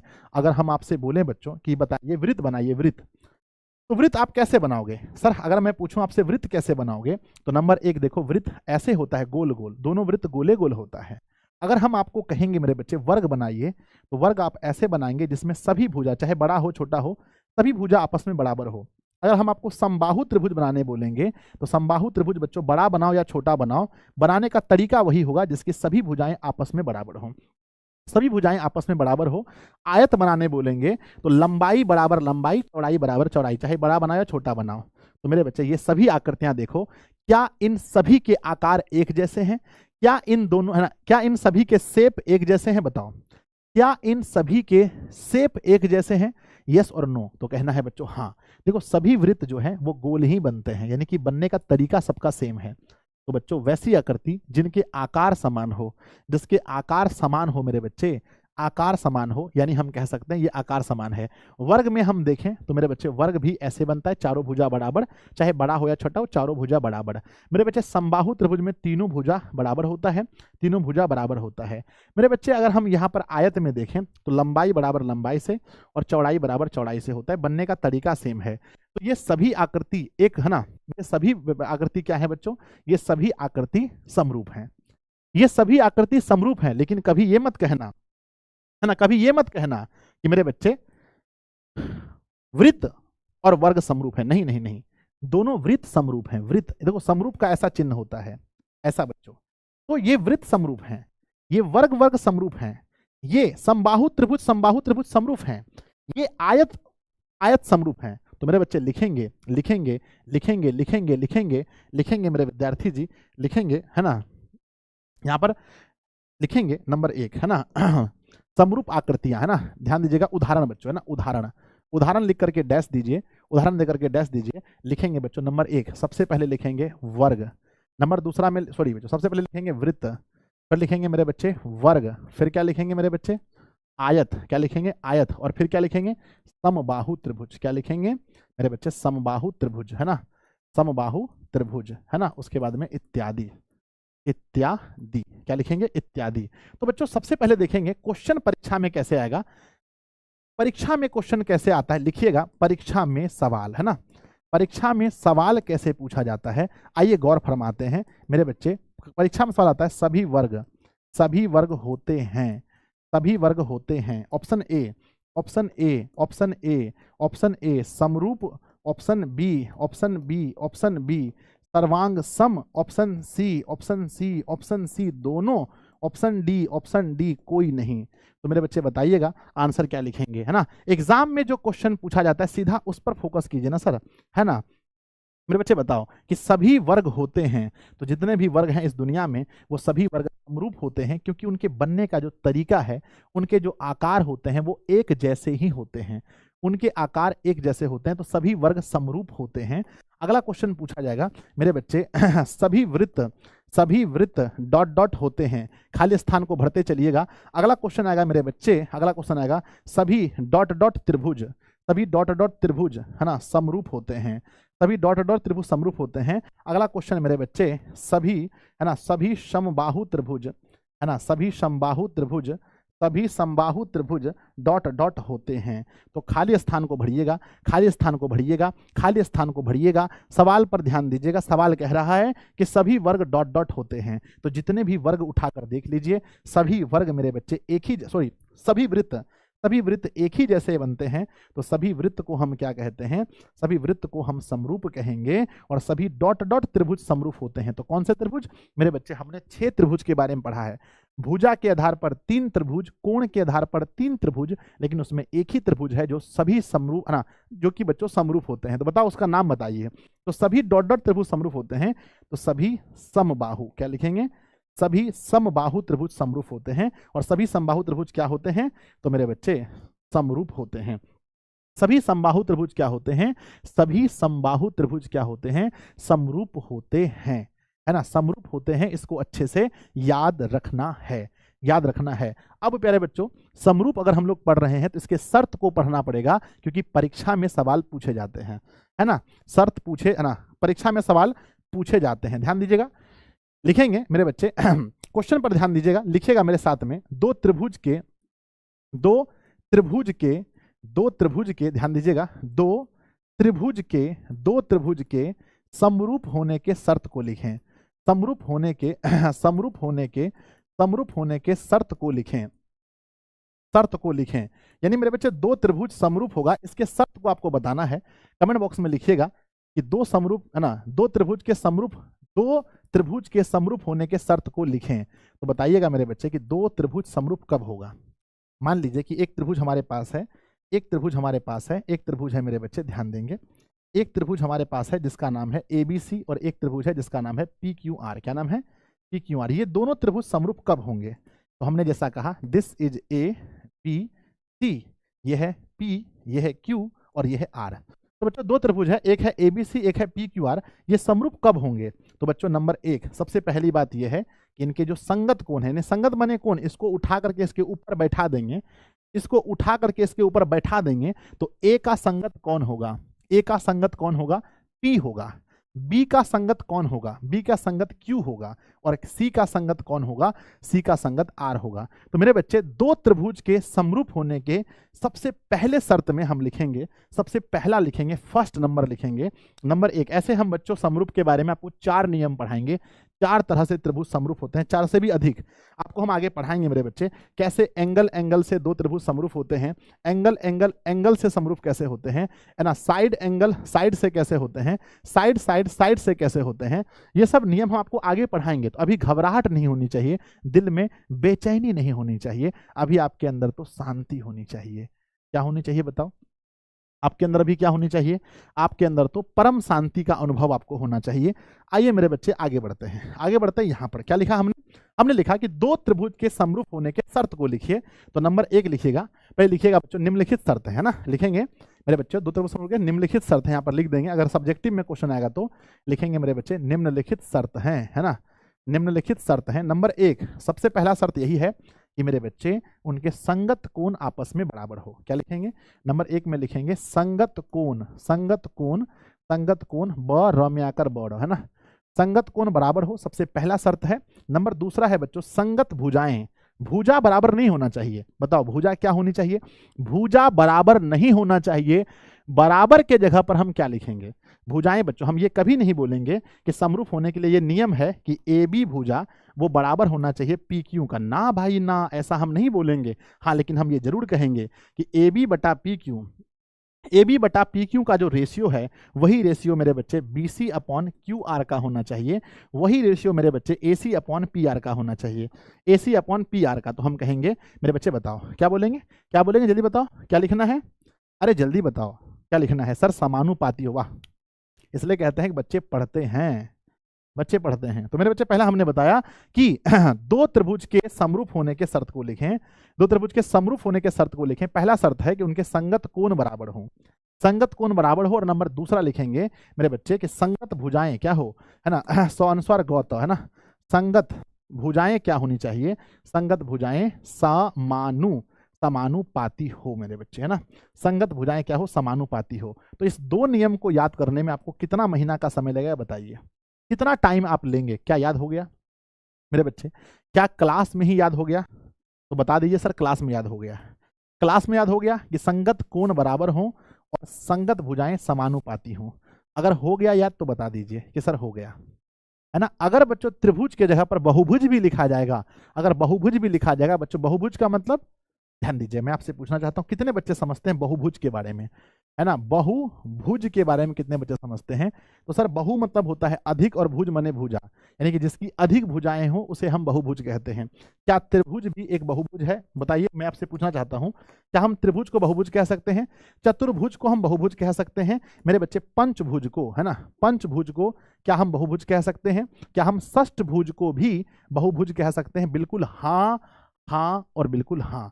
मेरे बच्चे अगर एग्जाम में क्वेश्चन ये बोला जाए, देखो त्रिभुज भी एक प्रकार का बहुभुज है, चतुर्भुज भी यानी 4 भुजा है तो इसको बोलेंगे चतुर्भुज, चतुर्भुज भी एक प्रकार का बहुभुज है, पंचभुज भी बच्चों बहुभुज है और षष्ठभुज भी एक बहुभुज है। तो पेपर में कभी अगर क्वेश्चन ऐसा पूछा जाए कि बहुभुज के 2 बहुभुज के समरूप होने के शर्त को लिखें, तो सेम बात आपको लिखना है मेरे बच्चे। क्वेश्चन क्या लिखा जाएगा पेपर में? क्वेश्चन क्या आएगा जरा हम उस पर गौर फरमाते हैं। क्वेश्चन पेपर में पूछा जाएगा कि 2 बहुभुज के ध्यान दीजिएगा, 2 बहुभुज के, है ना, 2 बहुभुज के समरूप होने के शर्त को लिखें, समरूप होने के शर्त को लिखें, होने के शर्त को लिखें, शर्त को लिखें। तो 2 बहुभुज के समरूप होने के शर्त बताइएगा। तो पहला शर्त लिखेंगे, शर्त वही लिखेंगे नंबर 1 बच्चों, संगत कोण बराबर हो। क्या लिखेंगे? लिखेंगे संगत कोण बराबर हो संगत कोण बराबर हो। और नंबर दूसरा लिखेंगे संगत भुजाएं, क्या लिखेंगे मेरे बच्चे? ध्यान दीजिएगा, संगत भुजाएं क्या हो? संगत भुजाएं समानुपाती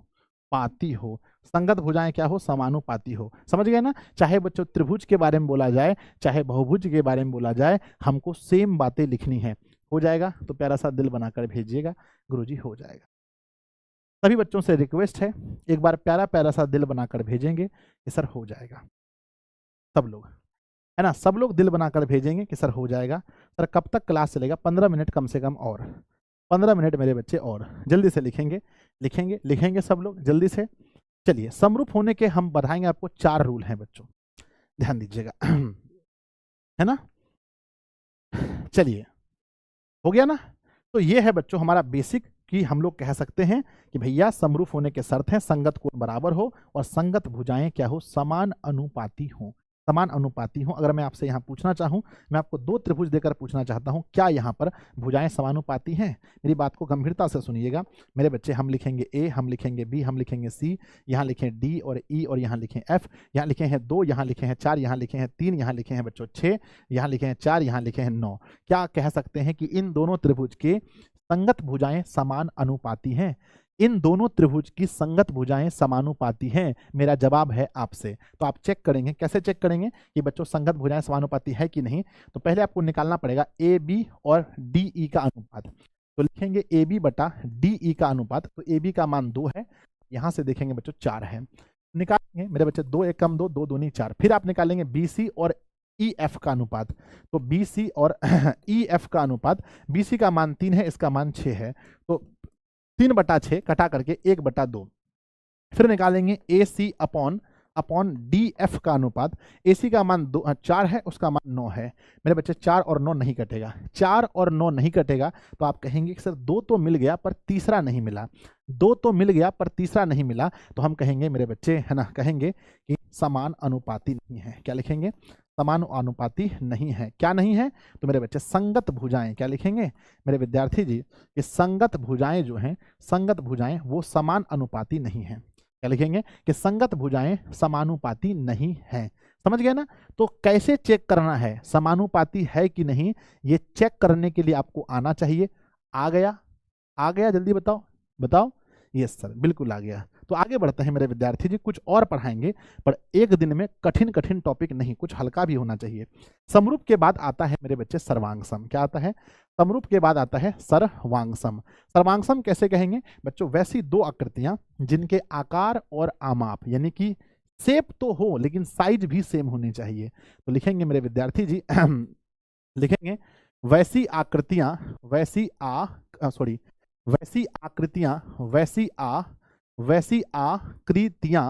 आकृतियां जिनके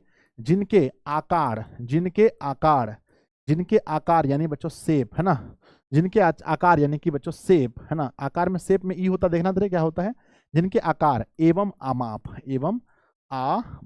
आमाप माने साइज बच्चों, आमाप माने साइज, जिनके आकार एवं आमाप दोनों बच्चों बराबर हो, दोनों क्या हो, दोनों समान हो, है ना, जिनके आकार एवं आमाप दोनों 100 मौ में आकर 9 समान हो। अब क्या होगा मेरे बच्चे? सिर्फ वृत्त बड़ा छोटा यहाँ काम नहीं करेगा, यहाँ बड़ा छोटा नहीं हो सकता है। अगर मैं कहता हूं कि मेरे पास एक छोटा सा वृत्त है मेरे बच्चे, इसकी त्रिज्या 2 सेंटीमीटर है, तो यहाँ पर क्या हम ये दोनों को सर्वांगसम कह सकते हैं? क्या हम इन दोनों को सर्वांगसम कह सकते हैं? बोलो हाँ या ना। क्या हम इन दोनों को सर्वांगसम कह सकते हैं? संजय सर देखो, ये तो सही है, इसका आकार एक जैसा है, दोनों वृत्त है, लेकिन बात यह है कि इसका साइज बड़ा है, इसका छोटा है, तो हम इन्हें सर्वांगसम नहीं कह सकते। हम इन्हें सर्वांगसम नहीं कह सकते हैं। सर्वांगसम कहने के लिए मेरे बच्चे, अगर मान लो कि इसकी त्रिज्या थी बच्चों, इसका आर था 2 सेंटीमीटर का और इसका आर था 1 सेंटीमीटर का, तो हम इन्हें सर्वांगसम नहीं कह सकते हैं। सर्वांगसम कहने के लिए ध्यान दो, अगर ये 3 सेंटीमीटर है तो दूसरा वाला भी 3 सेंटीमीटर का होना चाहिए। यानी मेरे बच्चे, ये अगर हमारा आर बराबर 3 सेंटीमीटर है तो ये भी आर बराबर 3 सेंटीमीटर होना चाहिए। यानी कि बच्चों ये दोनों के साइज यानी आकार एवं आमाप दोनों बराबर हो तो हम उन्हें सर्वांगसम कहेंगे।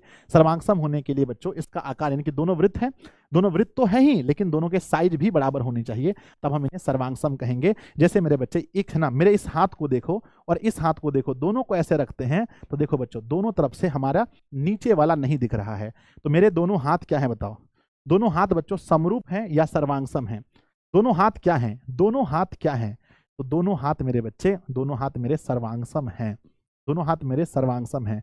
समरूप तो है ही, समरूप तो है ही, क्योंकि समरूप होने के लिए सिर्फ आकार एक जैसा चाहिए।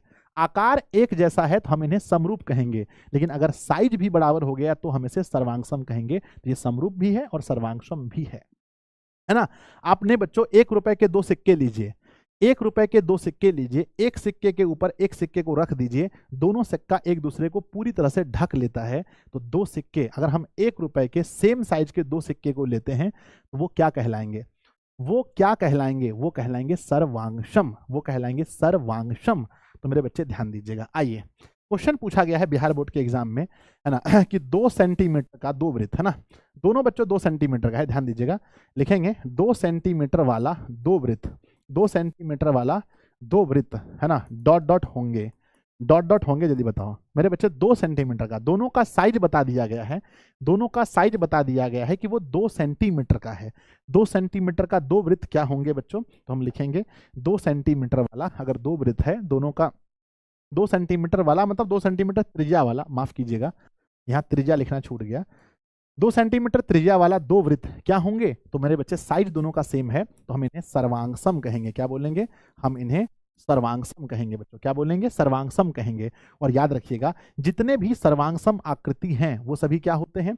सभी सर्वांगसम आकृतियां क्या होते हैं? स्टार देकर के लिखेंगे कि जितने भी सर्वांगसम आकृतियां हैं, सभी सर्वांगसम आकृतियां, है ना, सभी सर्वांगसम आकृतियां, जितने भी सर्वांगसम आकृतियां हैं, सभी सर्वांगसम आकृतियां डॉट डॉट भी होते हैं, डॉट डॉट भी होते हैं। क्योंकि मेरे बच्चे ध्यान दीजिएगा, समरूप होने के लिए क्या चाहिए? तो समरूप होने के लिए मेरे बच्चे सिर्फ आकार समान होना चाहिए, आकार समान, है ना, आकार समान चाहिए। लेकिन सर्वांगसम होने के लिए क्या चाहिए? सर्वांगसम होने के लिए पहले आकार तो समान चाहिए ही, आकार तो समान चाहिए ही, साथ में मेरे बच्चे आमाप भी समान चाहिए। तो आप यहाँ पर देख सकते हैं, आप देख सकते हैं मेरे बच्चे कि आप यहाँ पर देख सकते हैं कि सर्वांगसम अगर कोई हुआ है, अगर कोई बच्चों इंटर पास हुआ है, तो बताइए क्या वो मैट्रिक पास किया होगा? कि डायरेक्ट इंटर पास हो गया? कोई बंदा कह रहा है कि हम इंटर पास हैं, तो क्या उससे पूछा जाएगा आप मैट्रिक पास है कि नहीं? हे भगवान, इंटर पास है तो सब कोई जानता है कि इंटर पास है तो मैट्रिको पास होगा। तो सिंपल सी बात है, अगर कोई आकृति अगर अपने आप को सर्वांगसम बता रहा है, तो आपको समझना चाहिए कि मेरे बच्चे ये पहले समरूप हुआ है फिर सर्वांगसम। इसलिए जो भी सर्वांगसम हुआ है वो पहले समरूप हुआ है, जो भी इंटर पास हुआ है वो सब मैट्रिको पास है। तो लिखेंगे कि सभी सर्वांगसम आकृति क्या होते हैं? समरूप भी होते हैं, है ना। पहले, है ना, क्या होते हैं? समरूप भी होते हैं, यानी कि पहले बच्चों वो समरूप होना उसका एकदम तय है, तब जाकर के सर्वांगसम होता है। लेकिन उल्टा बोलो, उल्टा बोलो, क्या सभी मैट्रिक पास किया हुआ स्टूडेंट इंटर पास होता है? उल्टा बोल के देखिए मेरे बच्चे कि सभी, है ना, है ना, मेरा, है ना, क्या सभी समरूप आकृति, क्या सभी समरूप आकृति सर्वांगसम होते हैं? मेरे बच्चे बताओ, सर्वांगसम होते हैं? सर्वांगसम होते हैं, बताओ। जितने भी मेरे बच्चे आंसर बताओ कि जितने भी समरूप आकृति हैं क्या वो सर्वांगसम होते हैं? नहीं सर, सभी समरूप आकृति सर्वांगसम नहीं हो सकते हैं, क्योंकि समरूप होने के लिए सिर्फ चाहिए आकार। यहाँ तो बच्चों आमाप भी चाहिए। यानी क्या हर मैट्रिक पास बच्चा इंटरो पास होता है? गारंटी नहीं है। तो हम लिखेंगे सर नो। क्या सभी समरूप आकृति सर्वांगसम होते हैं? तो हम लिखेंगे नो, क्योंकि समरूप होने के लिए एक चीज चाहिए, सर्वांगसम होने के लिए 2 चीज चाहिए। तो मेरे विद्यार्थी जी, यही आपका आंसर होगा। चलिए, तो ये था समरूप। अब यहाँ पर ध्यान दीजिएगा, मेरा एक छोटा सा सवाल है जो मैंने आपको नहीं बताया मेरे बच्चे, वो मुझे बताना था। समरूप के बाद कई बार पेपर में असमरूप भी पूछ लेता है, असमरूप के बारे में। तो असमरूप समझ गए ना, है ना मेरे बच्चे? असमरूप, ध्यान दीजिएगा, परीक्षा में अगर ये पूछा जाए असमरूप के बारे में, तो, है ना, वैसी आकृति जिनके आकार समान नहीं है, है ना, वैसी आकृति, अमाप का तो बातें छोड़ दीजिए, आकार, वैसी आकृति जिनके आकार, वैसी आकृति जिनके आकार स म में आकर न, जिनके आकार समान नहीं है बच्चों, वैसी आकृति जिनके आकार समान नहीं है, उसे हम क्या बोलेंगे? असमरूप बोलेंगे। आप बताइए बच्चों, एक वृत्त ले लीजिए, एक ठो वृत्त ले लीजिए, और एक ठो क्या ले लीजिए? एक ठो वर्ग ले लीजिए। क्या ये दोनों की आकृति समान है? बोलो हाँ या ना। नहीं है मेरे बच्चे। एक ठो फिर दूसरा क्या ले लीजिए? एगो मैंने बच्चों सना, एक ठो ले लीजिए क्या? एगो ले लीजिए बच्चों एगो लीजिए समकोण त्रिभुज, और एक ठो लीजिए समबाहु त्रिभुज। तो क्या इनके आकार एक जैसे हैं? क्या इनके आकार एक जैसे हैं? नहीं मेरे बच्चे। अगर नहीं है तो इसे हम क्या बोलेंगे?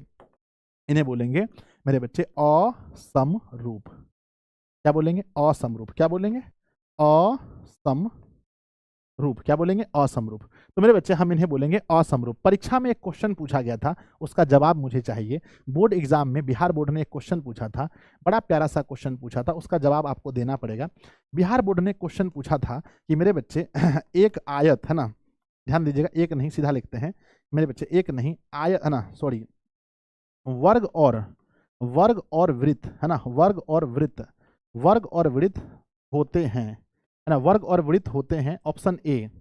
ऑप्शन ए मेरे बच्चे, ऑप्शन ए समरूप, ऑप्शन बी असमरूप, ऑप्शन सी सर्वांग सम, और ऑप्शन डी, है ना, ऑप्शन डी मेरे बच्चे कोई नहीं, है ना, कोई नहीं। तो बताइए मेरे बच्चे, इनमें से कौन सा सही आंसर होगा, कि ये बताइए कि वर्ग और वृत्त, एगो वर्ग ले लीजिए और एगो वृत्त ले लीजिए, ये दोनों में क्या संबंध है। तो आप कहेंगे सर कि वर्ग और वृत्त में, वर्ग अलग चीज है, वर्ग मेरे बच्चे ऐसे बनता है और वृत्त ऐसे बनता है, दोनों एकदम साइज मतलब सेम आकार नहीं है, आकार सेम नहीं है, तो हम इसे बोलेंगे असमरूप। तो वर्ग और वृत्त क्या होते हैं, वर्ग और वृत्त क्या होते हैं, वर्ग और वृत्त, है ना, वर्ग और वृत्त क्या होते हैं, ये दोनों असमरूप होते हैं, असमरूप होते हैं। यहां तक समझ में आया तो मेरे बच्चे प्यारा सा दिल बनाकर भेजिए। सेशन को अगर आपने लाइक पसंद नहीं किया है तो सभी बच्चे सेशन को लाइक वगैरह करते चलिएगा। हम आगे बढ़ जाए, बताइए आगे बढ़ जाए, चलिए। तो मेरे बच्चे आगे बढ़ते हैं, नेक्स्ट हमारा टॉपिक देखेंगे। टॉपिक मेरे बच्चे, अभी हम लोग चल रहे थे कौन से टॉपिक में, बस 5 मिनट और पढ़ाएंगे, एक टॉपिक का गर्दा उड़ाने दीजिए। टॉपिक नंबर 5 तक हुआ था, टॉपिक नंबर 5 तक हुआ था, लिखेंगे मेरे बच्चे टॉपिक नंबर 6। क्या लिखेंगे, टॉपिक नंबर 6 लिखिएगा क्या लिखेंगे, टॉपिक नंबर 6 लिखिएगा।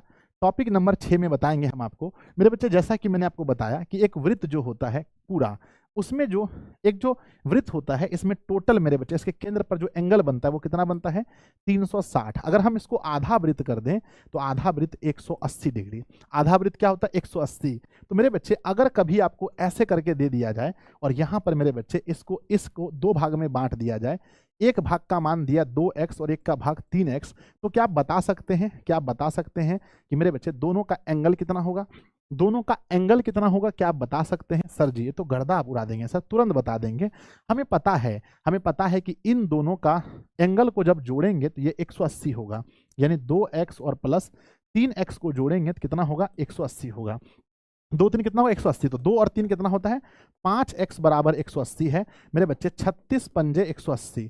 तो 36 हो गया, x का मान अब हमें चाहिए, x का मान 36 हुआ, जबकि यहाँ मेरा 2x है, तो x का मान 36 है, 2 से गुना कीजिए, 2 गुना 36 यानी कि 72 डिग्री, और यहाँ में 3x, तो 3 गुना करेंगे 36, तो 36 दिया 108। तो एक होगा 72, एक होगा 108, एक होगा 72, एक होगा 108, एक होगा 72, एक होगा 108। 72 डिग्री और 108 डिग्री, 72 डिग्री और 108 डिग्री, 72 डिग्री और 108 डिग्री।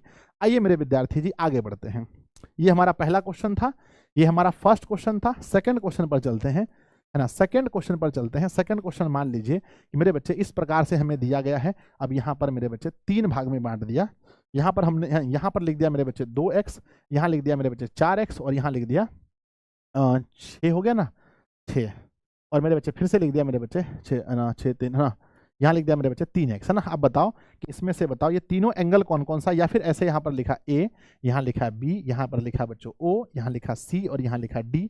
एंगल पूछा है BOD बच्चों, एंगल पूछा है BOD।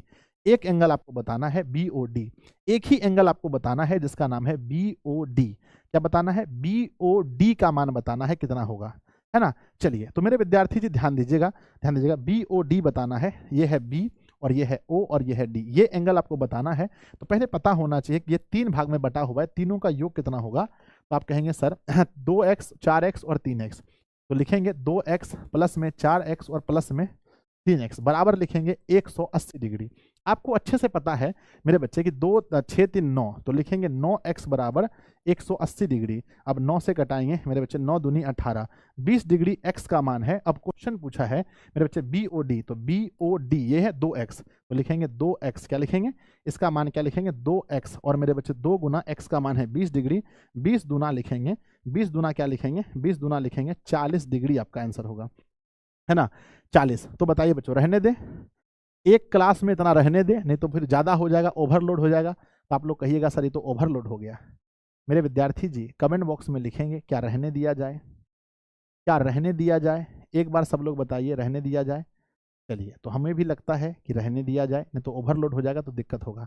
तो प्यारे बच्चों नेक्स्ट जो हमारा क्लास होगा वो कितने बजे होगा, नेक्स्ट क्लास मेरे बच्चे कहाँ पर होगा, तो नेक्स्ट क्लास मेरे बच्चे वो कहाँ पर होगा, वो ऐप के अंदर होगा, है ना, ऐप के अंदर होगा। बहुत दिनों के बाद यूट्यूब पर पढ़कर आप लोग को कैसा लगा? बहुत दिनों के बाद YouTube पे पढ़ के आप लोग को कैसा लगा? नेक्स्ट क्लास ऐप पर होगा। बहुत सारे बच्चों को नहीं पता होता है कि संजय सर कहाँ पढ़ाते हैं। तो बच्चों हम डेली पढ़ाते हैं, लेकिन जो चैनल का नाम है वो दिशा ऑनलाइन क्लासेस है। मैं आप लोगों से एक चीज़ बोलना चाहता हूँ, दिशा ऑनलाइन क्लासेस चैनल का नाम है। मैं आप लोगों से एक चीज़ बोलना चाहता हूँ कि मेरे बच्चे, मैं आप लोगों को बोलना चाहता हूँ कि व्हाट्सएप पर क्विज होता है। कौन कौन से बच्चे क्विज देते हैं? हाथ उठाओ। व्हाट्सएप पर क्विज होता है ना क्विज मेरे बच्चे, व्हाट्सएप पर क्विज होता है। कौन कौन से बच्चे हैं जो व्हाट्सएप पर क्विज देते हैं? हाथ उठाइए जल्दी से कि सर हम देते हैं। कौन कौन से ऐसे बच्चे हैं जो व्हाट्सएप पर क्विज देते हैं? हाथ उठाइए। तो मेरे बच्चे, ये क्लास ऐप पर देखने के लिए आपको हमारा क्रैश कोर्स परचेज करना पड़ेगा। अगर कोई ऐसा बच्चा है जिन्होंने क्रैश कोर्स परचेज नहीं किया है, तो मैं आप लोग को बता देना चाहता हूं कि आप जाएंगे दिशा ऑनलाइन क्लासेस के ऐप पर, और ऐप पर जाकर के हमारा जो फीस है वो ऑल सब्जेक्ट का 251 रुपये है। अभी आपको 251 रुपये हो सकता है कठिन लगे, भारी लगे कि सर इतना पैसा कहाँ से लाएंगे, लेकिन मेरे बच्चे 251 रुपये जब आप दे करके आप पढ़ेंगे तो आपको पता चलेगा आपके परीक्षा में मिनिमम मेरे बच्चे 50 मार्क्स का डिफरेंस आ जाएगा। 50 मार्क्स का आपके परीक्षा में अगर डिफरेंस नहीं आए तो मेरे बच्चे समझो दिशा में पढ़ा हुआ बेकार हो गया, है ना। चलिए, तो मेरे विद्यार्थी जी, व्हाट्सएप पर क्विज होता है, तो आप लोग अगर व्हाट्सएप पर ज्वाइन नहीं है तो एक बार मुझे बताइए, क्या हम आपको व्हाट्सएप का लिंक दे दें? है ना, क्या आप चाहते हैं कि मेरे बच्चे हम आपको व्हाट्सएप पर लिंक दे दें? जल्दी बताओ कितने विद्यार्थी जी चाह रहे हैं गुरुदेव जल्दी से लिंक दीजिए, है ना, है ना, जल्दी बताओ क्या व्हाट्सएप का लिंक आपको चाहिए? तो मैं आपको व्हाट्सएप का लिंक दे रहा हूं और आपको प्रॉपर 5 मिनट का टाइम दूंगा। 5 मिनट के अंदर आपको व्हाट्सएप का लिंक ज्वाइन करना है। तो चलिए देखिए, जहां पर आप कमेंट करते हैं वहीं पर व्हाट्सएप का लिंक पिन हो गया है। जल्दी से जाकर के व्हाट्सएप को फॉलो कीजिए, जल्दी से। हम आपके सामने 5 मिनट तक अभी रुकेंगे, कहीं नहीं जाने वाले हैं, और जल्दी से आप लोग जाइए और व्हाट्सएप को जाकर के बच्चों फॉलो कीजिए फटाफट से, है ना। व्हाट्सएप को जाकर के जल्दी से फॉलो कीजिए। अगर आप डेली क्विज देना चाहते हैं मेरे बच्चे, बहुत सारा कुछ फ्री में भी चाहते हैं, है ना, फ्री क्विज, है ना, फ्री क्विज के लिए ज्वाइन। मेरे विद्यार्थी जी, ये लिंक चला गया, ये लिंक आपके पास चला गया है और ये लिंक मैंने कर दिया है पिन। अब जल्दी से ज्वाइन करके आइए और मुझे बताइए, जल्दी उस पर क्लिक कीजिए, सभी लोग क्लिक कीजिए और जा करके फॉलो कीजिए। जैसे ही उस लिंक पर आप क्लिक करेंगे तो आपके सामने मेरे बच्चे हमारा व्हाट्सअप खुल जाएगा, और व्हाट्सअप खुलने के बाद मेरे बच्चे उसको, अरे भाई डाउनलोड का ऑप्शन दे रहा है, ये कौन सी है? अच्छा, डाउनलोड पे क्लिक कर दीजिएगा, डाउनलोड पे क्लिक कर दीजिएगा, फिर ओपन पे क्लिक कर दीजिएगा और वहाँ फॉलो का ऑप्शन होगा, जल्दी फॉलो कीजिए। मैं देख रहा हूँ 500 बच्चे लगभग चले गए हैं, 700 बच्चे लगभग चले गए हैं, 700 बच्चे चले गए हैं। कौन कौन नहीं गए हैं जल्दी जाइए, जल्दी जल्दी से व्हाट्सएप पर क्लिक कीजिए और व्हाट्सएप तक पहुंचिए आप लोग। सर मैंने भेज दिया सर, हम चले गए, हम चले गए। मेरे बच्चे सभी के लिए है, नया जगह है ना, देखो दिशा ऑनलाइन क्लासेस का है, चले गए।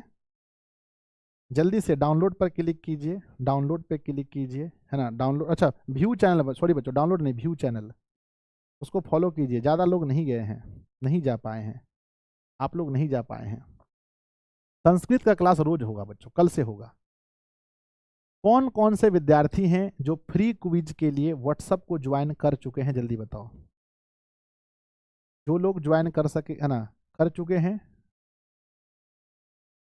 अरे हम इतना नहीं बोलते हैं, आज बोल रहे हैं तो जाइए जल्दी से, जल्दी से जाइए। नहीं ज़्यादा लोग जा पाए हैं ना, 1000 लोग भी नहीं पहुंचे हैं, ये गलत बात है।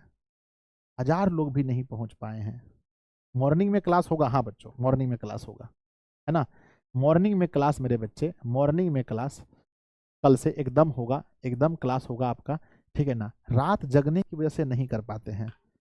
चलिए हम भी चले गए सर, सभी लोग जाइए। हाँ, अब लगभग 1000 लोग पहुंचे हैं, 1000 बच्चे अभी पहुंचे हैं। सब लोग लिंक पर क्लिक कीजिए।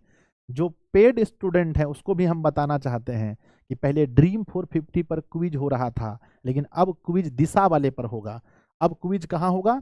अब क्विज होगा दिशा ऑनलाइन क्लासेस वाला जो व्हाट्सअप है उस पर होगा। दिशा ऑनलाइन क्लासेस वाला व्हाट्सअप पर अब क्विज होगा, व्हाट्सअप पर। इसीलिए सब कोई जाइए, वहाँ पर दिया गया है क्योंकि मेरे बच्चे वहाँ पर सिर्फ पेड बच्चे हैं, यहाँ पर पेड और फ्री जो भी बच्चे होंगे सब लोग यहाँ पर दे पाएंगे। ये एकदम फ्री है, लिंक दिया गया है, उस पर क्लिक कीजिए, जाके फॉलो कीजिए, ठीक है ना। सर एक सॉन्ग सुना दीजिए, कौन सा सुना दें? कोई नहीं मेरा, कल भी मैंने सुनाया था। मुझे जरूरत तेरी, लागे ना जिया, देखूं जो ना सूरत तेरी, तू है तो दिल धड़कता है, तू है तो सांसें आती है, तू ना तो घर घर नहीं लगता, तू है तो डर नहीं लगता, तू है तो गम न आते हैं, तू है तो मुस्कुराते हैं, कि तेरे बिना सो नहीं सकते, किसी के हो नहीं सकते, तू है तो दिल धड़कता है।